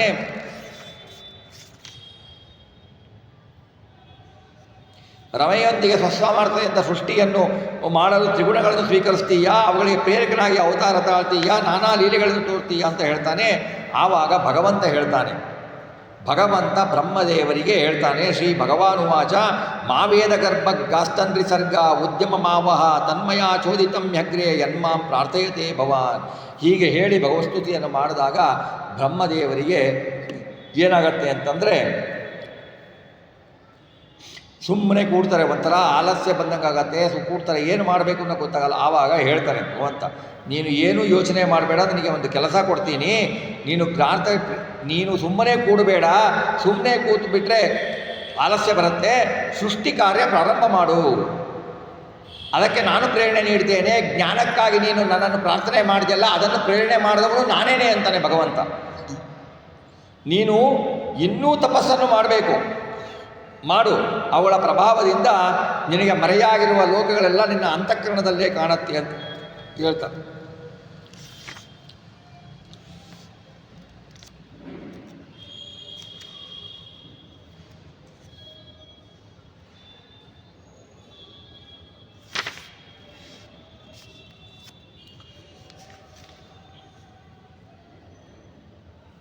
ಹೀಗೆ ಪರಮಾತ್ಮ ಹೇಳಿಬಿಟ್ಟು, ತಸ್ಮಾ ಏವಂ ಜಗತ್ಸೃಷ್ಟ ಪ್ರಧಾನ ಪುರುಷೇಶ್ವರ ವ್ಯಜೇದಂ ಸ್ವೇನ ರೂಪೇಣ ಕಂಜನಾಭಸ್ಥಿರೋವದೆ. ಮೈತ್ರೇಯರು ಮುಂದೆ ಹೇಳ್ತಾರೆ, ಪ್ರಕೃತಿ ಪುರುಷರಿಗೆ ನಿಯಾಮಕನಾದ ಭಗವಂತ ಬ್ರಹ್ಮನಿಗೆ ಮತ್ತು ತನ್ನಲ್ಲಿರುವ ಲೋಕಗಳ ಸ್ವರೂಪವನ್ನು ತೋರಿಸಿ ಅದೃಶ್ಯನಾಗ್ತಾನೆ.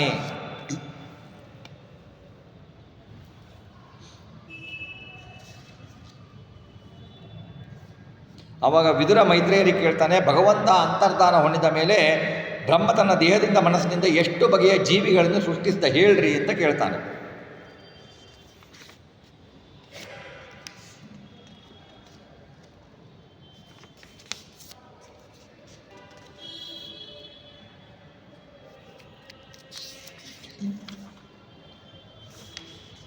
ಆವಾಗ ಇಂದ್ರಿಯ ಸೃಷ್ಟಿ ಇದನ್ನು ಹೇಳ್ತಾರೆ.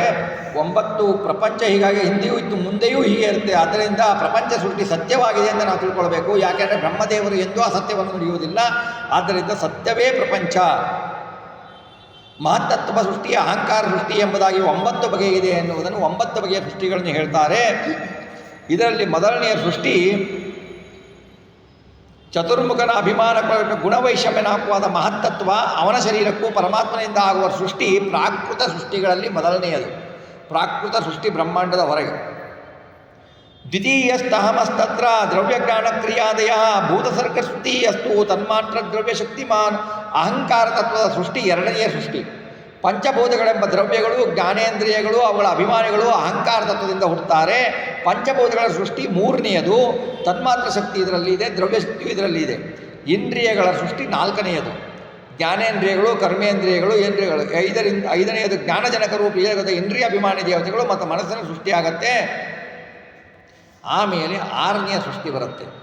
ಷಷ್ಠಸ್ತು ತಮಸ್ಸರ್ಗೋ ಯಸ್ತು ಬುದ್ಧಿಕೃತ ಪ್ರಭೋ ಅಬುದ್ಧಿಕೃತ ಪ್ರಭೋ ಷಡಿಮೇ ಪ್ರಾಕೃತ ಸರ್ಗ ವೈಕೃತಾನಪಿ ಮೇ ಶೃಣು. ಭಗವಂತನ ವಿಶೇಷ ದಾನ ಮಾಡುತ್ತಾ ಬ್ರಹ್ಮದೇವರು ಪಂಚಭೂತಗಳಲ್ಲಿರುವ ತಮೋಭಾಗದಿಂದ ಚತುರ್ಮುಖ ಅವಿದ್ಯೆಯನ್ನು ಸೃಜಿಸಿದ. ಅವಿದ್ಯೆಯನ್ನು ಹುಟ್ಟಬೇಕಲ್ವಾ? ಅವಿದ್ಯೆ ಹುಟ್ಟಿದರೆ ತಾನೇ ಜ್ಞಾನಕ್ಕೆ. ಅವಿದ್ಯೆ ಇದ್ದರೆ ವಿದ್ಯೆಯ ಮಹತ್ವ ಗೊತ್ತಾಗತ್ತೆ. ಕತ್ತಲು ಇದ್ದರೆ ಕತ್ತಲು ಹೋದ ಮೇಲೆ ಬೆಳಗಿನ ಮಹತ್ವ ಗೊತ್ತಾಗತ್ತೆ ಅಲ್ವಾ? ಹಾಗೆ ಇಲ್ಲಿ ಏನು ಹೇಳ್ತಾರೆ ಅಂದರೆ, ಅಬುದ್ಧಿಕೃತ ಸುತ ಅಂದರೆ ಬ್ರಹ್ಮದೇವರು ಏನೋ ಮಾಡಲಿಕ್ಕೆ ಹೋಗಿ ಅಬುದ್ಧಿಯಿಂದ ಅವಿದ್ಯೆಯನ್ನು ಸೃಷ್ಟಿ ಮಾಡಿದರು ಅಂತ ತಪ್ಪರ್ಥ ಆಗತ್ತೆ. ಹಾಗಲ್ಲ ಅಂತ ಹೇಳ್ತಾರೆ. ಹಾಗಲ್ಲ ಅಂತ ಹೇಳ್ತಾರೆ.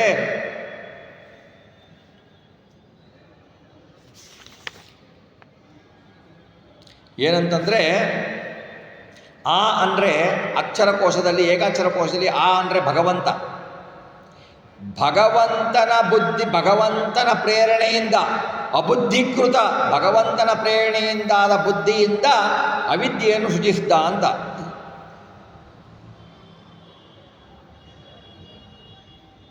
ಈ ತ್ರಿಗುಣಗಳು ಹೇಗಿರ್ತವೆ ಅಂದರೆ, 1000 ಭಾಗ ಸತ್ವಗುಣ ಇರುತ್ತೆ ಪಂಚಭೂತಗಳಲ್ಲಿ, 100 ಭಾಗ ರಜಸ್ಸು, 1 ಭಾಗ ತಮಸ್ಸು ಇರುತ್ತೆ. ಆದ್ದರಿಂದ ಅವರ ಅಭಿಮಾನಿಗಳು ತಾಮಸರೆನಿಸಿದರು. ಸೃಷ್ಟಿಗೆ 6 ಪ್ರಾಕೃತ ಸರ್ವಜ್ಞರೇ ಇರ್ತಾರೆ ಅವರು. ಇವೆಲ್ಲ ಬ್ರಹ್ಮಾಂಡದ ಹೊರಗೆ ನಡೆದ ಸೃಷ್ಟಿಗಳು. ಈಗ ಇದೆಲ್ಲ ಒಂದು ಅನುಪಾತದಲ್ಲಿರಬೇಕು. ಸಾತ್ವಿಕ, ರಾಜಸ, ತಾಮಸ ಗುಣಗಳು ಅನುಪಾತದಲ್ಲಿರಬೇಕು. ವಿಷಮವಾಗಿ, ಸಾಮ್ಯವಾಗಿ ಇದ್ದರೆ ಅದು ವಿಷಮವಾಗಿ ಇದ್ದರೆ ಅದು ದೋಷ ಅಂತ ಸೃಷ್ಟಿ ಅಂತ. ಅಂದರೆ ವಿಷಮ ಅಂದರೆ ಒಂದೊಂದು ವ್ಯತ್ಯಾಸ ಆಗಲ್ಲ, ಇಷ್ಟು ಅನುಪಾತ ಅಂದರೆ ರೇಷಿಯೋದಲ್ಲಿ ಇರಬೇಕು ಅನ್ನೋದಿರುತ್ತೆ. ಹಾಗೆ ಇರುತ್ತೆ. 100 ಸತ್ವ ಇದ್ದರೆ ಎಲ್ಲ ಸತ್ವಗಳು ಇರ್ತವೆ. ಪೂರ್ತಿ ಶುದ್ಧ ತತ್ವವನ್ನು ಭಗವಂತ ತನ್ನಲ್ಲಿ ಇಟ್ಕೊಂಡ್ಬಿಡ್ತಾನೆ. ಯಾಕೆ ಅಂದರೆ ಮೋಕ್ಷದಲ್ಲಿ ಅವರಿಗೆ ಬೇಡಿದ ಫಲಗಳನ್ನು ನೀಡಲಿಕ್ಕೆ ಈ ಪ್ರಾಕೃತ ಗುಣಗಳಿರೋದಿಲ್ಲ. ಆ ಸಾತ್ವಿಕ ಗುಣಗಳಿಂದ ಭಗವಂತ ಅದನ್ನು ತೋರಿಸ್ತಾನೆ. ಈ ರಾಜಸ ಗುಣಗಳು ಅಂದರೆ ಅದರಲ್ಲಿ 100 ಭಾಗ ಸಾತ್ವಿಕ ಗುಣ ಇರುತ್ತೆ, 1 ಭಾಗ ರಾಜಸ ಗುಣ ಇರುತ್ತೆ, 0.001 ಭಾಗ ತಾಮಸ ಗುಣ ಇರುತ್ತೆ. ಅಂದರೆ ಅದು ರಾಜಸ ಗುಣ ಅಂತ ಯಾಕಾಯಿತು ಅಂತಂದರೆ ತಾಮಸ ಗುಣಕ್ಕಿಂತ ರಾಜಸ ಗುಣ ಹೆಚ್ಚಾಗಿತ್ತಲ್ಲ, ಅದಕ್ಕೆ ರಾಜಸ ಗುಣ ಅನಿಸ್ಬಿಡುತ್ತದೆ. ಹಾಗೆ ನೋಡಿದ್ರೆ ಎಲ್ಲದರಲ್ಲೂ ಸಾತ್ವಿಕ ಗುಣನೇ ಜಾಸ್ತಿ. ತಾಮಸ ಗುಣದಲ್ಲಿ ಏನಾಗತ್ತೆ ಅಂದರೆ ತಾಮಸ ಗುಣ 10 ಭಾಗ ಇರುತ್ತೆ, 1000 ಭಾಗ ಸಾತ್ವಿಕ ಗುಣ ಇರುತ್ತೆ, 1 ಭಾಗ ಸತ್ವಗುಣ ಇರುತ್ತೆ. ತಾಮಸ ಗುಣವು ರಾಜಸ ಗುಣಕ್ಕಿಂತ ಅಧಿಕ ಎಣಿಸೋದ್ರಿಂದ ಅದು ತಾಮಸ ಅನಿಸುತ್ತೆ. ಆಮೇಲೆ 7ನೇ ಸೃಷ್ಟಿಯಾಗಿ ಹೇಳ್ತಾರೆ. ಈ 7ನೇ ಸೃಷ್ಟಿ ಬಹಳ ಬಹಳ ಮುಖ್ಯವಾದದ್ದು.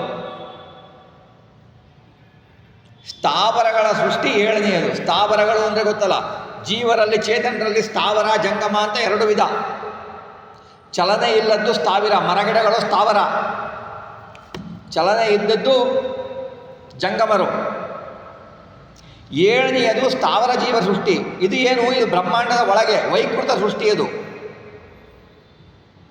ಸ್ಥಾವರ ಜೀವರು ಯಾರು ಅಂದರೆ ಉತ್ಸ್ರೋತಸರು, ಅಂದರೆ ಮೇಲುಗಡೆ ಹೋಗುವಂಥವರು, ಅಂದರೆ ಪರೋಪಕಾರ ಪುಣ್ಯ ಮಾಡಿ ಉತ್ತಮ ಗತಿ ಹೊಂದುವವರು. ಇವರು ಸ್ಥಾವರಗಳ ಸೃಷ್ಟಿ. ಸ್ಥಾವರಗಳ ಸೃಷ್ಟಿಯಲ್ಲಿ ಏನು ಬರುತ್ತೆ? ಸ್ಥಾವರಗಳ ಸೃಷ್ಟಿಯಲ್ಲಿ ವನಸ್ಪತ್ಯೋಷಧಿ ಲತಾಕ್ಷತ್ಸಾರ ವಿರುಧೋ ಧ್ರುಮಾ ಉತ್ಸೋತ್ರ ಸಸ್ತಮಪ್ರಾಯ ಅಂತಸ್ಪರ್ಶ ವಿಶೋಷಿಣ. ವನಸ್ಪತಿ, ಓಷಧಿ, ಲತೆ, ತ್ವಕ್ಸಾರ, ವೀರುತ್ತು, ಧ್ರುವ ಎಂಬ ಸ್ಥಾವರಗಳು 6 ಬಗೆ. ಎಲ್ಲ ಮರಗಿಡಗಳು ಈ 6 ಬಗೆಗಳಲ್ಲೇ ಸೇರ್ತವೆ. ಇವು ಎತ್ತರಕ್ಕೆ ಬೆಳೀತಾವೆ. ಅಜ್ಞಾನ ಅಧಿಕ, ಪ್ರಯತ್ನವಿಲ್ಲದೆ ಏನನ್ನು ತಿಳಿಯಬಹುದು ಅದನ್ನು ಮಾತ್ರ ತಿಳಿಯುವ ಸಾಮರ್ಥ್ಯ. ಕಡಿದು ಹಾಕಿದರೆ ಒಣಗ್ತವೆ ಇವು. ವನಸ್ಪತಿ ಅಂದರೆ ಏನು? ಹೂವಿಲ್ಲದೆ ಫಲ ಬಿಡುವ ಅಶ್ವತ್ಥ ಮುಂತಾದ ವೃಕ್ಷಗಳು ವನಸ್ಪತಿಗಳು. ಓಷಧಿ ಅಂದರೆ ಔಷಧಿ ಔಷಧಿ ಅಲ್ಲ. ಈ ಭತ್ತ, ರಾಗಿ, ಜೋಳ ಏನು ಬೆಳಿತಾವಲ್ಲ, ಬೆಳೆಯೋಕ್ಕೆ ಏನಾಗುತ್ತೆ, ಅವು ಮತ್ತೆ ಫಲ ಕೊಟ್ಟು ಒಣಗಿ ಹೋಗ್ತವೆ. ಈ ಬಾಳೆಗಿಡನೂ ಅಷ್ಟೇ, ಒಂದ್ಸತಿ ಫಲ ಕೊಡ್ತು ಅಂದರೆ ಒಣಗಿ ಹೋಗುತ್ತೆ. ಅವೆಲ್ಲ ಔಷಧಿಗಳು ಅಂತ ಕರೀತಾರೆ. ಲತೆ ಒಂದಕ್ಕೆ ಹೊಂದಿಕೊಂಡು ಒಂದರ ಆಧಾರದ ಮೇಲೆ ಬೆಳೆಯುವ ಬಳ್ಳಿ. ತ್ವಕ್ಸಾರ ಅಂದರೆ ಬಲವಾದ ತೊಗಟೆ, ಒಳಗಡೆ ಸಾರ ಇಲ್ಲ. ಈ ಬಿದಿರು, ಸೆಣಬು ಅಂತ ಬರುತ್ತಲ್ಲ, ಒಳಗಡೆ ಸಾರ ಇಲ್ಲ ಇವುಗಳು.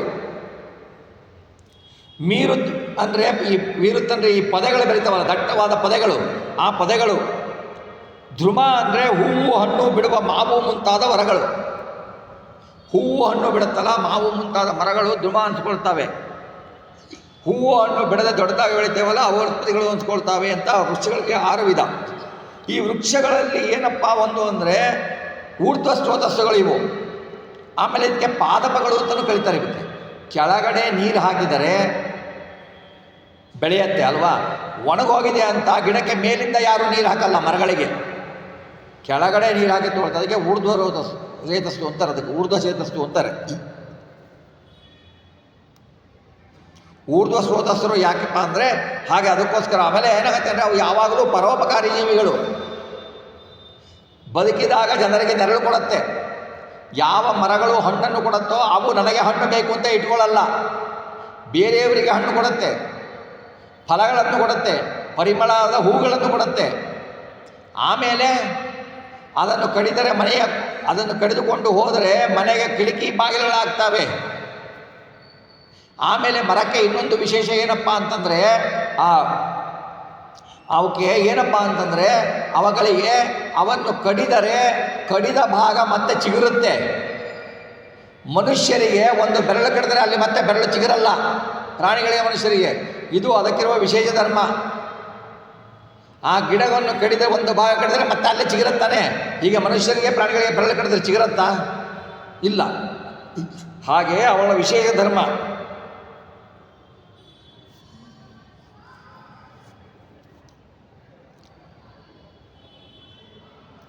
ಆಮೇಲೆ 8ನೆಯ ಸೃಷ್ಟಿ ತಿರ್ಯಕ್, ಪ್ರಾಣಿ ಸೃಷ್ಟಿ. ಈ ನೋಡಿ, ಈ ತಿರ್ಯಕ್ ಪ್ರಾಣಿ ಸೃಷ್ಟಿ ಏನಾಗುತ್ತೆ, ಇವುಗಳ ಆಹಾರ ಸೇವನೆ ಹೇಗಿರುತ್ತೆ, ಆಹಾರ ಸೇವನೆ ಮಾಡಿದರೆ ಈ ಸೇವನೆ ಮಾಡ್ತವೆ, ಹೊರಗಡೆ ಹಾಕ್ಬೇಕಾದ್ರೆ ಸಮನಾಗೇ ಇರುತ್ತೆ. ಅದು ಮೇಲೆ ಹಾಕಿದ ಕೆಳಗೆ ಬರಲ್ಲ, ಕೆಳಗೆ ಹಾಕಿದ ಮೇಲೆ ಹೋಗಲ್ಲ ಅಲ್ಲಿ ಅಲ್ವಾ. ತಿರ್ಯಕ್ ಅವಾಗ ಪಾಪ ಪುಣ್ಯಗಳ ಲೇಪ ಇಲ್ಲ, ಅವಕ್ಕೆ ಏನೂ ಇಲ್ಲ, ಮತ್ತೆ ಹುಡ್ತವೆ ಮತ್ತೆ ಸಾಯ್ತವೆ. ಹಾಗಾಗಿ ಅವು ತಿರ್ಯಕ್ ಸೃಷ್ಟಿ ಅನಿಸ್ಕೊಳ್ತದೆ. ಅವಾಗ ಯಾವ ಜ್ಞಾನವೂ ಇರಲ್ಲ, ತಮೋಗಣ ಹೆಚ್ಚು, ಎಲ್ಲವನ್ನೂ ಕೂಸಿ ತಿಳಿಯುತ್ತವೆ.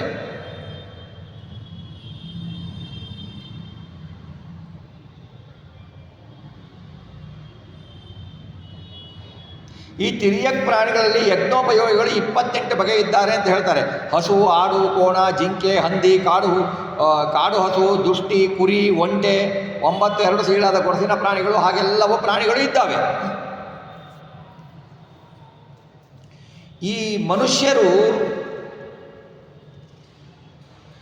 9ನೇ ಸೃಷ್ಟಿ ಅರ್ವಾಕ್ ಸ್ರೋತಸ್ತು ನವಮಃ ಛತ್ತರೇಕವಿಧೋ ನೃಣಾಂ.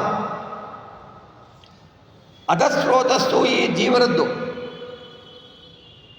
ತಾವು ತಿನ್ನುವ ಆಹಾರ ಮೇಲೆ ಹೋಗುವುದು ಕೆಳಗೆ. ಅಂದರೆ ನಾವು ಪ್ರಾಣಿಗಳಿಗಿಂತ ಮರಗಳಿಗಿಂತ ಕೀಳಾದವ ಅಂದರೆ ಹಾಗಲ್ಲ ಅಂತಾರೆ ಆಚಾರ್ಯರು ತಾತ್ಪರ್ಯದಲ್ಲಿ. ಏನು ಹೇಳ್ತಾರೆ ಅಂದರೆ, ಸ್ಥಾವರ ಜೀವರು ಉಚ್ಚ ಸ್ತೋತ್ರರು, ತಿರ್ಯಕ್ ಪ್ರಾಣಿಗಳು ಪಾಪ ಪುಣ್ಯಗಳ ಮಳೆ ಭೂಮಿಯಲ್ಲಿ ತಿರುಗಿ ಹುಡ್ತವೆ. ಮಾನವರು ಪ್ರಾಯ ಪಾಪ ಮಾಡಿ ನರಕಕ್ಕೆ ಬೀಳ್ತಾರೆ, ಆದ್ದರಿಂದ ಅವರು ಅರ್ವಾಕ್ ಸ್ರೋತಸರು, ಅಧಸ್ರೋತಸರು ಅಂತ ಕರೀತಾರೆ. ದೇವತೆಗಳು ಪುಣ್ಯವನ್ನೇ ಮಾಡಿ ಅತ್ಯುತ್ತಮ ಗತಿಯನ್ನು ಹೊಂದೋದ್ರಿಂದ ಊರ್ಧ್ವ ಸ್ತೋತಸರು ಅಂತ ಕರೀತಾರೆ ದೇವತೆಗಳಿಗೆ. ಹೀಗೆ ನಾವು ತಿಳ್ಕೊಳ್ಬೇಕು.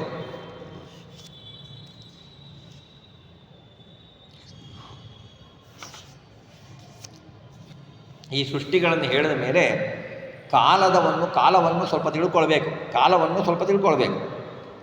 ಚರಮಸ್ತು ವಿಶೇಷಾಣಾಂ ಅನೇಕ ಸಂಯುತಸ್ತಯ ಪರಮಾಣುಸ ವಿಜ್ಞೇಯೋ ನೃಣಾಮೈಕ್ಯಭ್ರಮೋ ಯತಃ.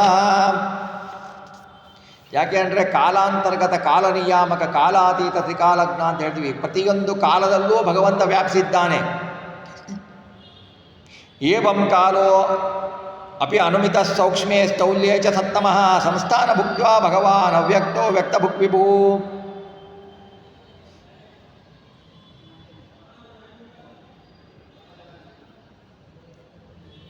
ದ್ರವ್ಯ ಪರಮಾಣು, ದ್ರವ್ಯ ಪರಮ ಮಹತ್ವಗಳ ದೃಷ್ಟಾಂತದಿಂದ ಕಾಲಾಂತರ್ಗತ ಕಾಲ ನಿಯಾಮಕನಾದ ಪರಮಾತ್ಮನಿಗೂ ಕೂಡ ಪರಮಾಣು ಕಾಲ, ಪರಮ ಮಹತ್ಕಾಲ ಎಂಬ 2 ಬಗೆಯ ರೂಪಗಳಿದ್ದಾವೆ. ಪರಮಾಣು ಕಾಲಗಳಲ್ಲಿಯೂ ಪರಮ ಮಹತ್ತಾದ ಕಾಲ ಪ್ರವಾಹದಲ್ಲಿಯೂ ಅಂತರ್ಗತನಾಗಿ ಅವ್ಯಕ್ತನಾಗಿ ಭಗವಂತ ಇರ್ತಾನೆ. ಅಣುಗಳಲ್ಲಿ ಅಣುರೂಪದಿಂದ ಇರ್ತಾನೆ, ಮಹತ್ತಿನಲ್ಲಿ ಮಹದ್ರೂಪದಿಂದ ಇರ್ತಾನೆ. ಆದ್ದರಿಂದ ಅವನಿಗೇನ್ತಾನೆ, ವ್ಯಕ್ತ ಭುಕ್ ಅವ್ಯಕ್ತ ಭುಕು ಅಂತ ಅಂದ್ಕೊಳ್ತಾನೆ. ಪರಮಾಣು ಪರಮಾಣು ಕಾಲಾಂತರ್ಗತನಾಗಿದ್ದರಿಂದ ಪರಮಾತ್ಮ ಪರಮಾಣು ಕಾಲ ಅನ್ಸ್ಕೊಳ್ತಾನೆ. ಅವನು ದ್ರವ್ಯ ಪರಮಾಣುವಿನ ಸಾಮ್ಯ ಹೊಂದುತ್ತಾನೆ ಅಂತ ಕೇಳ್ತಾರೆ.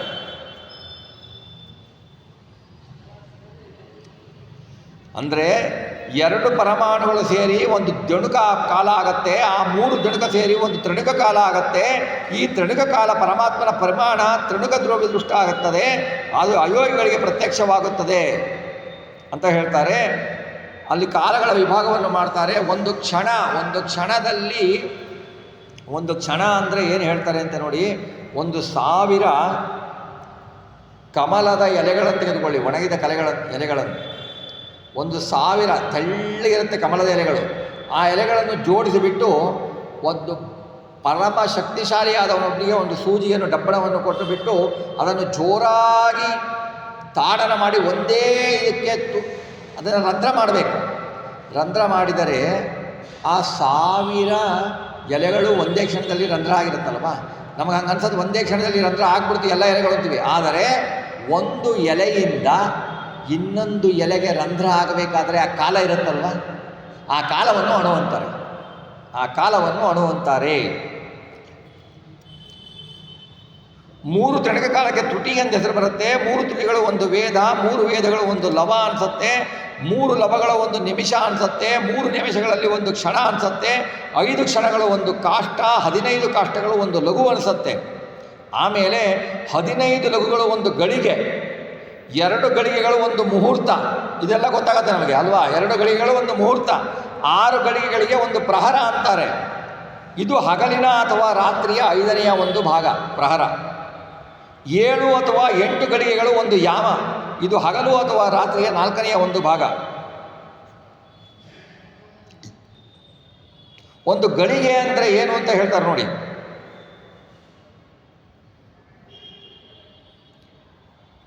ಒಂದು ಪ್ರಸ್ತ ನೀರು ಹಿಡಿಯುವ 6 ಫಲಭಾರದ ತಾಮ್ರದ ಪಾತ್ರೆಯಲ್ಲಿ 4 ಮಾಸ ತೂಕದ 4 ಅಂಗುಲ ಉದ್ದವಾದ ಬಂಗಾರದ ಕಡ್ಡಿ ತೂರುವಷ್ಟು ರಂಧ್ರ ಮಾಡಿದರೆ ಗಳಿಗೆ ಬಟ್ಟಲಾಗುವುದೆಂದು ಪದ್ಮಪುರಾಣ ಹೇಳುತ್ತೆ. ಆ ಗಳಿಗೆ ಬಟ್ಟಲೆ ಹಿಂದಿನವರಿಗೆ ಗಡಿಯಾರ ಆಗಿತ್ತಲ್ಲ. ಹಿಂದಿನವರು ಗಡಿಯಾರ ಹೇಗೆ ನೋಡ್ತಾ ಇದ್ರು, ಆ ಬಟ್ಟಲಲ್ಲಿ ಹನಿ ಬೀಳ್ತಾ ಇತ್ತಲ್ವ ತಡೆ ಅದನ್ನು ನೋಡಿಬಿಟ್ಟು ಏನು ಮಾಡ್ತಾ ಇದ್ರಲ್ವಾ, ಅದನ್ನು ಹೇಳ್ತಾರೆ.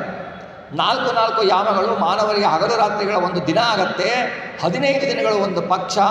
ಒಂದು ಪಕ್ಷಗಳು ಶುಕ್ಲ ಪಕ್ಷ ಕೃಷ್ಣ ಪಕ್ಷ ಅಂತ 2 ವಿಧ. 2 ಪಕ್ಷಗಳು ಸೇರಿದರೆ ಒಂದು ಮಾಸ. ಈ ಒಂದು ಮಾಸವು ಪಿತೃಗಳಿಗೆ ಒಂದು ದಿನ. 2 ಮಾಸಗಳು ಸೇರಿದರೆ ಒಂದು ಋತು. 6 ಮಾಸ ಸೇರಿದರೆ ಒಂದು ಅಯನ. ಅಯನಗಳು 2, ದಕ್ಷಿಣಾಯನ ಉತ್ತರಾಯಣ ಅಂತ. ಈ ಎಲ್ಲ ಕಾಲಗಳಲ್ಲೂ ಕಾಲ ನಿಯಾಮಕನಾಗಿ ಆಯಾ ನಾಮದಿಂದ ಕರೆಸ್ಕೊಳ್ತಿರ್ತಾನೆ ಭಗವಂತ. ದೇವಲೋಕದಲ್ಲಿ ಈ ದಕ್ಷಿಣಾಯನ ಉತ್ತರಾಯಣಗಳು ಕ್ರಮವಾಗಿ ರಾತ್ರಿ ಹಗಲುಗಳೆನಿಸುತ್ತವೆ.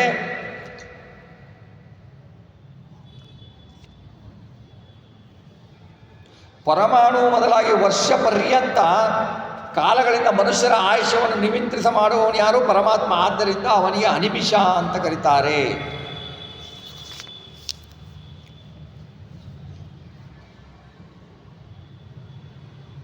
ಸಂವತ್ಸರ, ಪರಿವತ್ಸರ, ಇಡಾವತ್ಸರ, ಅನುವತ್ಸರ, ವತ್ಸರ ಎಂಬ ಅಭಯ ಹೆಸರಿನ ಪಂಚಕಾಲಾಂತರದ ಭಗವಂತನ ಹೆಸರುಗಳಿವೆ.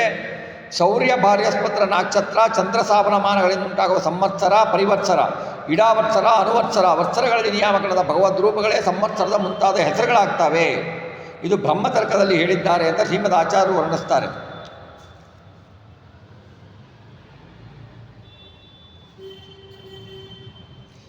ದೇವಮಾನದಲ್ಲಿ, ಮನುಷ್ಯರ ಮಾನ ಅಲ್ಲ, ದೇವಮಾನದಲ್ಲಿ 4000 ವರ್ಷಗಳು ಕೃತಯುಗ, 3000 ವರ್ಷಗಳು ತ್ರೇತಾಯುಗ, 2000 ವರ್ಷಗಳು ದ್ವಾಪರಯುಗ, 1000 ವರ್ಷ ಕಲಿಯುಗ ದೇವಮಾನದಲ್ಲಿ. ಈ ಸಂಖ್ಯೆ ಎಷ್ಟು? 100 ವರ್ಷಗಳು ಅಂದರೆ 400, 300, 200, 100 ವರ್ಷಗಳು ಆಯಾ ಯುಗಗಳ ಸಂಧ್ಯಾಕಾಲಗಳು. ಒಂದಕ್ಕೆ ಸಂಧ್ಯಾಕಾಲ ಬರುತ್ತಲ್ಲ ಅದು.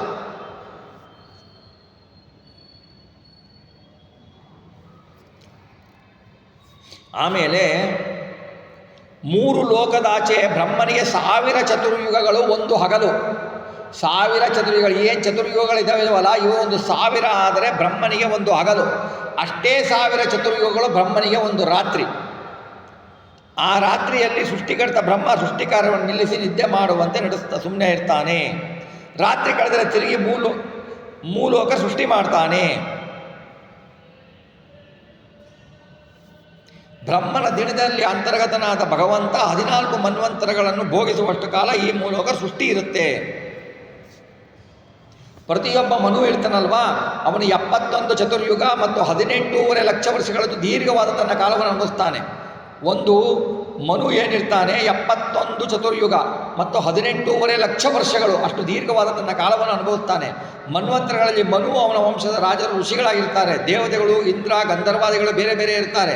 ಭಗವಂತನು ಪ್ರತಿ ಮನ್ವಂತರದಲ್ಲಿ ಅವತರಿಸ್ತಾನೆ. ಇದು ಬ್ರಹ್ಮನು ದಿನಂಪ್ರತಿ ಮಾಡುವ ಸೃಷ್ಟಿಯ ವಿವರ, ಬ್ರಹ್ಮನ ದಿನದ ಸೃಷ್ಟಿಯ ವಿವರ. ಇದರಲ್ಲಿ 3 ಲೋಕದ ಸೃಷ್ಟಿಗಳು ಆಗ್ತವೆ. ಪಶುಪಕ್ಷಿಗಳು, ಮನುಷ್ಯರು, ಪಿತೃಗಳು ಮತ್ತು ದೇವತೆಗಳು ತಮ್ಮ ಕರ್ಮಾನುಸಾರ ನೋಡಿ. ಬ್ರಹ್ಮನಿಗೆ ಈಗ ಎಷ್ಟು ವರ್ಷ? ದ್ವಿತೀಯ ಪರಾರ್ಧ 51ನೇ ವರ್ಷ ನಡೀತಾ ಇದೆ ಬ್ರಹ್ಮನಿಗೆ. 28ನೇ ಯುಗ ಇದು ಕಲಿಯುಗ.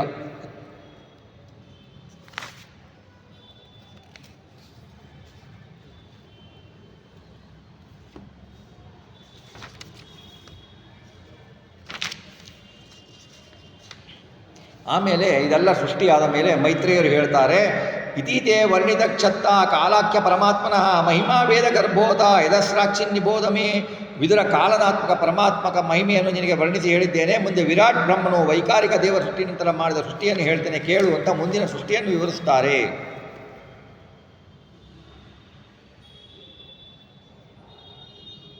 ಆವಾಗ ಪಾಪಕ್ಕೆ ಕಾರಣವಾದ ಅವಿದ್ಯಾ ಸೃಷ್ಟಿ ಮಾಡಿದಾಗ ತಾನು ಒಳ್ಳೆಯ ಸೃಷ್ಟಿ ಮಾಡಲಿಲ್ಲ ಅಂತ ಅನಿಸುತ್ತೆ ಬ್ರಹ್ಮನಿಗೆ. ಬ್ರಹ್ಮನು ಏನು ಮಾಡ್ತಾನೆ? ದೃಷ್ಟ್ವಾ ಪಾಪೀಯಸೀಂ ದೃಷ್ಟಿಂ ನಾತ್ಮಾನಂ ಬಹುಮನ್ಯತ ಭಗವದ್ಧ್ಯಾನಪೂತೇನ ಮನಸಾನ್ಯಾನ್ಸತೋ ಸೃಜತ್ ಸನಕಂ ಚ ಸನಂದಂ ಚ ಸನಾತನ ಮಥಾತ್ಮಭೂ ಸನತ್ಕುಮಾರಂ ಚ ಮುನಿಂ ನಿಷ್ಕ್ರಿಯಾನೂರ್ಧರೇತ ಸಹ. ಆವಾಗ ಬ್ರಹ್ಮ ಏನು ಮಾಡ್ತಾನೆ, ಪುನೀತರಾದ ಮನಸ್ಸಿನಿಂದ ತನ್ನ ಮನಸ್ಸೃಷ್ಟಿಯಾಗಿ ಸನಕ, ಸನಂದ, ಸನಾತನ, ಸನತ್ಕುಮಾರರೆಂಬ 4 ಸೃಷ್ಟಿಸ್ತಾನೆ. ಬ್ರಹ್ಮಚಾರಿನಿಷ್ಠ ಸನ್ಯಾಸಿಗಳನ್ನು ಸೃಷ್ಟಿಸ್ತಾನೆ. ನೀವು ಸೃಷ್ಟಿಯನ್ನು ಮಾಡಿರಿ, ಮಕ್ಕಳನ್ನು ಸೃಜಿಸಿರಿ ಅಂತ ಹೇಳಿದಾಗ ಅವು ಏನು ಮಾಡ್ತವೆ, ಇಷ್ಟಪಡೋದಿಲ್ಲ.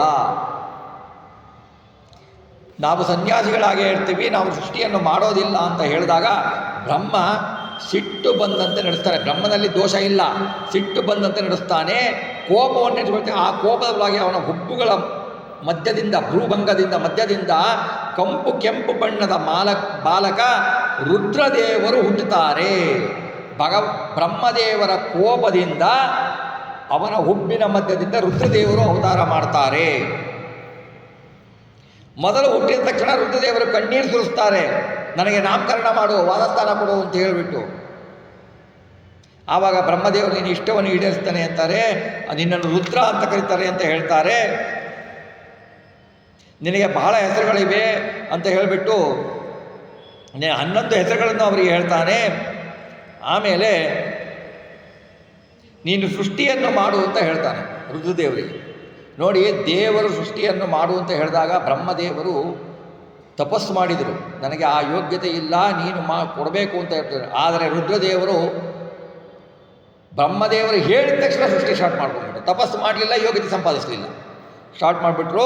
ತಂದೆ ಆದ ಭಗವಾನ್ ಶಿವ ಬಲಾಕಾರದಲ್ಲಿ ತನ್ನಂತೆ ಇರುವ ಮಕ್ಕಳನ್ನು ಕ್ರೂರ ಗಣಗಳು, ಪಿಶಾಚಿಗಳು ಗುಂಪಾಗಿ ಅದನ್ನು ಕಂಡು ಬ್ರಹ್ಮ ಪಿಶಾಚಿಗಳು ಅವ್ರನ್ನೆಲ್ಲ ಸೃಷ್ಟಿ ಮಾಡಿದಾಗ, ಭೂತಗಳನ್ನು ಸೃಷ್ಟಿ ಮಾಡಿದಾಗ ಬ್ರಹ್ಮದೇವರು ಹೇಳ್ತಾರೆ, ಅಪ್ಪ ನೀನು ಮಾಡಿದ ಸೃಷ್ಟಿ ಸಾಕು, ಅವರು ಎಲ್ಲ ದಿಕ್ಕುಗಳಲ್ಲೂ ನನ್ನನ್ನೂ ಸಹ ಕ್ರೂರ ದೃಷ್ಟಿಗಳನ್ನು ಸುಡ್ತಾ ಇದ್ದಾರೆ, ಎಲ್ಲ ಜೀವಿಗಳಿಗೂ ಸುಖ ಬರುವಂತೆ ನೀನು ತಪಸ್ಸು ಮಾಡೋದು ನಿನಗೆ ಶುಭವಾಗಲಿ, ತಪಸ್ಸಿನಿಂದಲೇ ನೀನು ಹಿಂದಿನಂತೆ ಈ ಪ್ರಪಂಚವನ್ನು ಸೃಜಿಸು ಅಂತ ಹೇಳ್ತಾರೆ. ಆಮೇಲೆ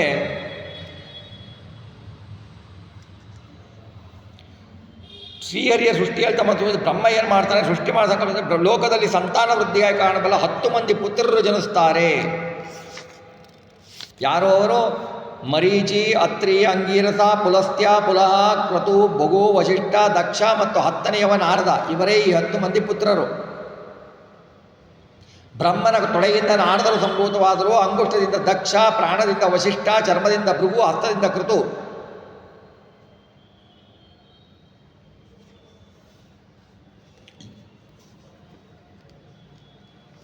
ವಾಚಂ ದ್ವಿತಿರಂ ತನ್ವೀಂ ಸ್ವಯಂಭೂರ್ಹರತಿಂ ಮನಃ ಅಕಾಮಂಚಕ್ಷಮೇ ಕ್ಷತ್ತ ಸಕಾಮ ಇತಿನ ಶ್ರುತಂ. ಬ್ರಹ್ಮಕುಮಾರಿಯಾದ ಮನುಷ್ಯ ಮಗ ಅಭಿಮಾನಿ ಸುಂದರಿಯಾಗಿದ್ದವಳು ಕುಶಾಗಿಯಾಗಿದ್ಲು. ಅವಳನ್ನು ಬ್ರಹ್ಮದೇವರು ಕಾಮಿಸಿದಂತೆ ಅಸುರ ಮೋಹನಕ್ಕಾಗಿ ನಡೆಸಿದ್ದೇನೆ ಎಂದು ನಾವು ಕೇಳಿದ್ದೇವೆ ಅಂತ ಹೇಳ್ತಾರೆ.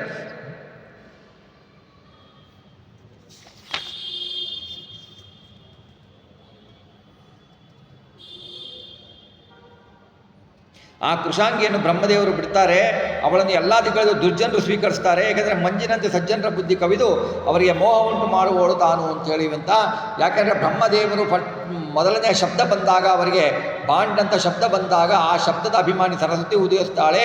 ಸರಸ್ವತಿ ದೇವಿಯು ಹುಟ್ಟುತ್ತಾನೆ ಅವಳ ಪತ್ನಿಯಾಗಿರ್ತಾಳೆ. ಯಾಕೆಂದರೆ ಸರಸ್ವತಿ ಬ್ರಹ್ಮದೇವರ ಮದುವೆ ಅಂತ ಎಲ್ಲನೂ ಇಲ್ಲ. ಹಾಗಾಗಿ ಅವಳು ಹುಟ್ಟಿನಿಂದಲೇ ಪತ್ನಿಯಾಗಿರ್ತಾಳೆ ಅಂತ ನಾವು ತಿಳ್ಕೊಳ್ಬೇಕು.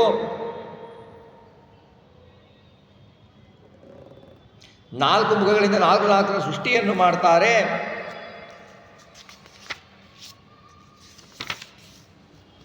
ಆಮೇಲೆ ಸ್ತ್ರೀ ಪುರುಷರಿಂದ ಸಮಾಗಮದಿಂದ ಸೃಷ್ಟಿಯಾಗಬೇಕಲ್ಲ, ಪರಮಾತ್ಮನ ಅನುಗ್ರಹಕ್ಕೆ ಪೂರ್ತಿಯಾಗಿ ಆದ್ದರಿಂದ ನಾನಾ ಬಗೆಯ ಸೃಷ್ಟಿ ಸಾಮರ್ಥ್ಯವುಳ್ಳವನು ಬ್ರಹ್ಮದೇವರು. ಆದ್ದರಿಂದ ಸ್ತ್ರೀ ಪುರುಷರ ಸಮಾಗಮ ರೂಪವಾದ ಸೃಷ್ಟಿಯನ್ನು ಬಳಸಿಕೊಂಡು ಸೃಷ್ಟಿ ಮಾಡಲು ಬಯಸ್ತಾನೆ ಬ್ರಹ್ಮದೇವರು. ಮರೀಚಿಗಳನ್ನು ಎಲ್ಲರನ್ನು ಸೃಷ್ಟಿ ಮಾಡಿದ್ರು. ಸೃಷ್ಟಿ ಭಗವಂತನ ಇಚ್ಛೆಯಂತೆ ಸಾಕಷ್ಟು ಬೆಳೆಯಲಿಲ್ಲ ಅನಿಸುತ್ತೆ. ಬ್ರಹ್ಮ ಇನ್ನು ಬೇರೆ ಉಪಾಯವನ್ನು ಹುಡುಕ್ತಾನೆ. ನಾನು ಸತತ ಪ್ರಯತ್ನ ಮಾಡಿದರೂ ಸಂತತಿ ವೃದ್ಧಿಯಾಗ್ತಾ ಇಲ್ವಲ್ಲ, ಏನು ಮಾಡಬೇಕು, ಇದಕ್ಕೆ ಹರಿಯ ಅನುಗ್ರಹವೇ ಆಗಿಲ್ಲ, ಅದೇ ಕಾರಣ ಅಂತ ತಿಳ್ಕೊಂಡು ಪ್ರಾರ್ಥಿಸಿದಾಗ ಆವಾಗೇನಾಗತ್ತೆ, ಬ್ರಹ್ಮ ಹರಿಯ ಅನುಗ್ರಹವನ್ನು ಪ್ರಾರ್ಥಿಸಿದಾಗ ಅವನ ಒಂದು ಶರೀರ, ಒಂದು ಪುರುಷ ಶರೀರ, ಇನ್ನೊಂದು ಸ್ತ್ರೀ ಶರೀರ ಎಂದು 2 ಆಗತ್ತೆ. ಬ್ರಹ್ಮನ ಒಂದು ಶರೀರ, ಒಂದು ಸ್ತ್ರೀ ಶರೀರ, ಒಂದು ಪುರುಷ ಶರೀರ ಅಂತ ಪರಮಾತ್ಮನ ಅನುಗ್ರಹದಿಂದ ಆಗತ್ತೆ. ಅರ್ಧ ನಾರೀನ ನರರೂಪದಿಂದ ಬಂದ ನೋಡಿ, ಅರ್ಧ ರೂಪ ಬ್ರಹ್ಮ, ಅರ್ಧ ರೂಪ ನಾರಿ ಅಂದರೆ ಸರಸ್ವತಿ. 2 ರೂಪ ಒಂದೇ ದೇಹ, 2 ರೂಪ ಆಗತ್ತೆ. ಆ 2 ಶರೀರಗಳು ಅಂದರೆ ಬ್ರಹ್ಮನು ಸೃಜಿಸಿಕೊಂಡಿದ್ದರಿಂದ ಕಾಯ ಎನಿಸ್ಕೊಳ್ತಾವೆ.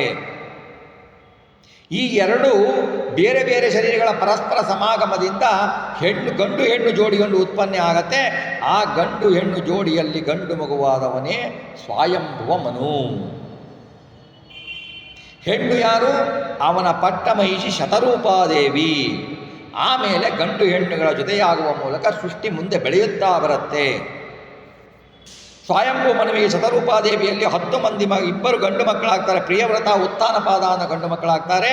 ಆಕೂತಿ, ದೇವಹೂತಿ, ಪ್ರಸೂತಿ ಎಂಬ 3 ಹೆಣ್ಣು ಮಕ್ಕಳಾಗ್ತಾರೆ. ಹೀಗೆ 5 ಮಕ್ಕಳು ಜನಿಸ್ತಾರೆ.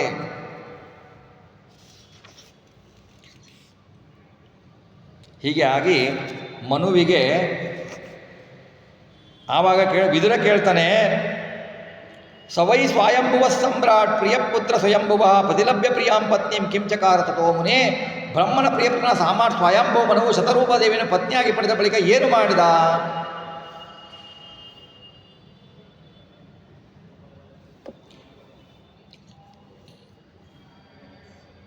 ಮೈತ್ರಿ ಹೇಳ್ತಿ, ಯದಾ ಸ್ವಭಾರ್ಯಯ ಸಾಕಂ ಜಾತ ಸ್ವಯಂಭುವ ಮನು ಪ್ರಾಂಜಲಿ ಪ್ರಣತಶ್ಚೇದಾಂ ವೇದಗರ್ಭಮ ಭಾಷತಃ. ಮೈತ್ರಿಯರು ಹೇಳ್ತಾರೆ, ಸ್ವಯಂಭುವ ಮನು ತನ್ನ ಪತ್ನಿಯೊಂದಿಗೆ ಜನಿಸಿದಾಗ ಅವನು ಬ್ರಹ್ಮನಿಗೆ ಕೈ ಮುಗಿದು ನಮಿಸಿ ಹೇಳ್ತಾನೆ, ನೀನೇನೋ ಹುಟ್ಟಿಸ್ಬೇಕು ಅಂತ ಹೇಳಿಬಿಟ್ಟ, ಎಲ್ಲಿದೆ ಜಾಗ? ಭೂಮಿಯಲ್ಲಿದೆ. ಭೂಮಿಯಲ್ಲಿದೆ ಅಂತ ಕೇಳ್ತಾನೆ. ಆವಾಗ ಭೂಮಿಯಲ್ಲಿದೆ ಅಂತ ಕೇಳಿದಾಗ ಭೂಮಿಯನ್ನು ಶ್ರೀ ವರಾಹದೇವರು ತಂದುಕೊಡ್ತಾರೆ. ವರಾಹದೇವರು ಎತ್ತಿಕೊಂಡು ಬರಬೇಕಾದ್ರೆ ಹಿರಣ್ಯಾಕ್ಷನ ಸಂಹಾರ ಆಗತ್ತೆ. ಹಿರಣ್ಯಾಕ್ಷನ ಸಂಹಾರವಾದ ಮೇಲೆ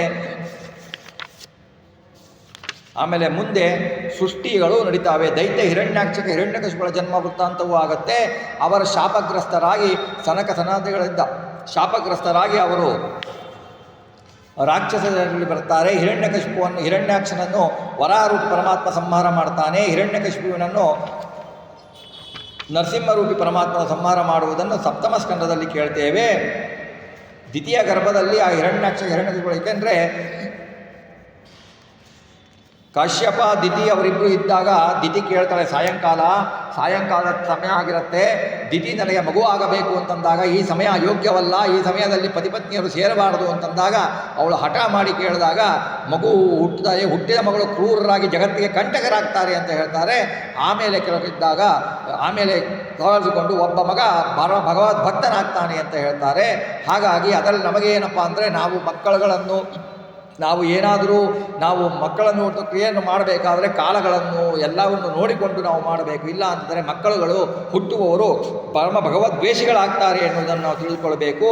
ಆಮೇಲೆ ಸನಕಾದಿಗಳು ವೈಕುಂಠ ವರ್ಣನೆಯನ್ನು ಮಾಡ್ತಾರೆ.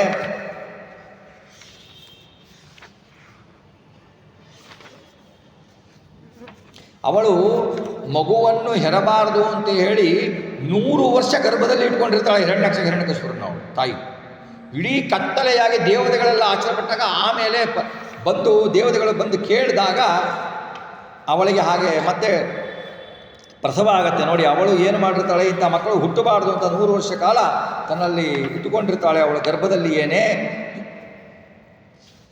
ಆಮೇಲೆ ಬ್ರಹ್ಮನಿಂದ ಅಸುರರ ಸೃಷ್ಟಿಯು ನಡೆಯುತ್ತದೆ. ಕರ್ದಮ ಮುನಿಯ ತಪಸ್ಸು ಬರುತ್ತದೆ. ಶುಕ್ಲನ ದರ್ಶನ.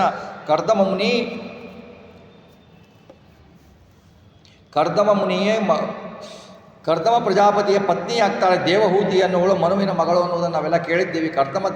ದೇವಹೂತಿಯರ ದಾಂಪತ್ಯ ಆಗತ್ತೆ. ಅದು ಅದ್ಭುತವಾದ ಚಿಂತನೆ. ಕರ್ದಮ ಋಷಿಗಳು ಭಗವಂತನ ಪ್ರೇರಣೆಯಿಂದ ಅವನಿಗೆ ತನ್ನ ಮಗಳನ್ನು ಕೊಟ್ಟು ಮದುವೆ ಮಾಡ್ತಾನೆ. ಅವರಲ್ಲಿ ಮಗಳನ್ನು ಬಿಟ್ಟು ಅವನು ಅನೇಕ ವರ್ಷಗಳ ಕಾಲ ತಾನು ಯೌವನವನ್ನು ಕಂಡುಕೊಂಡು ಅವಳಿಗೂ ಯೌವನೆಯನ್ನು ಮಾಡಿಬಿಟ್ಟು ವಿಮಾನದಲ್ಲಿ ಸಂಚರಿಸಿ ಮಕ್ಕಳನ್ನು ಸೃಷ್ಟಿಸ್ತಾನೆ. ಅದರಲ್ಲಿ ಹುಟ್ಟಿದವರೇ ದೇವಹೂತಿಗೆ ಅಂತಾನೆ ಕಪಿಲ ದೇವರು ಕಪಿಲನಾಗಿ ಅವತರಿಸಿ ದೇವಹೂತಿಗೆ ಕಪಿಲನು ಏನು ಮಾಡ್ತಾನೆ ಅಂತಂದರೆ ಸಾಂಖ್ಯಶಾಸ್ತ್ರವನ್ನು ಉಪದೇಶ ಮಾಡ್ತಾನೆ ಎನ್ನುವುದರಲ್ಲಿಗೆ ಇವತ್ತಿನ ಚಿಂತನೆಯನ್ನು ನಾವು ಸಮಾಪ್ತಿಗೊಳಿಸೋಣ. ಇವತ್ತಿನ ಚಿಂತನೆಯನ್ನು ರಾಘವೇಂದ್ರ ಸ್ವಾಮಿಗಳ ಅಂತರ್ಗತ ಭಾರತೀಯ ಉತ್ಪನ್ನ ಲಕ್ಷ್ಮೀನಾರಾಯಣನಿಗೆ ಅರ್ಪಿಸೋಣ. ಶ್ರೀಕೃಷ್ಣ.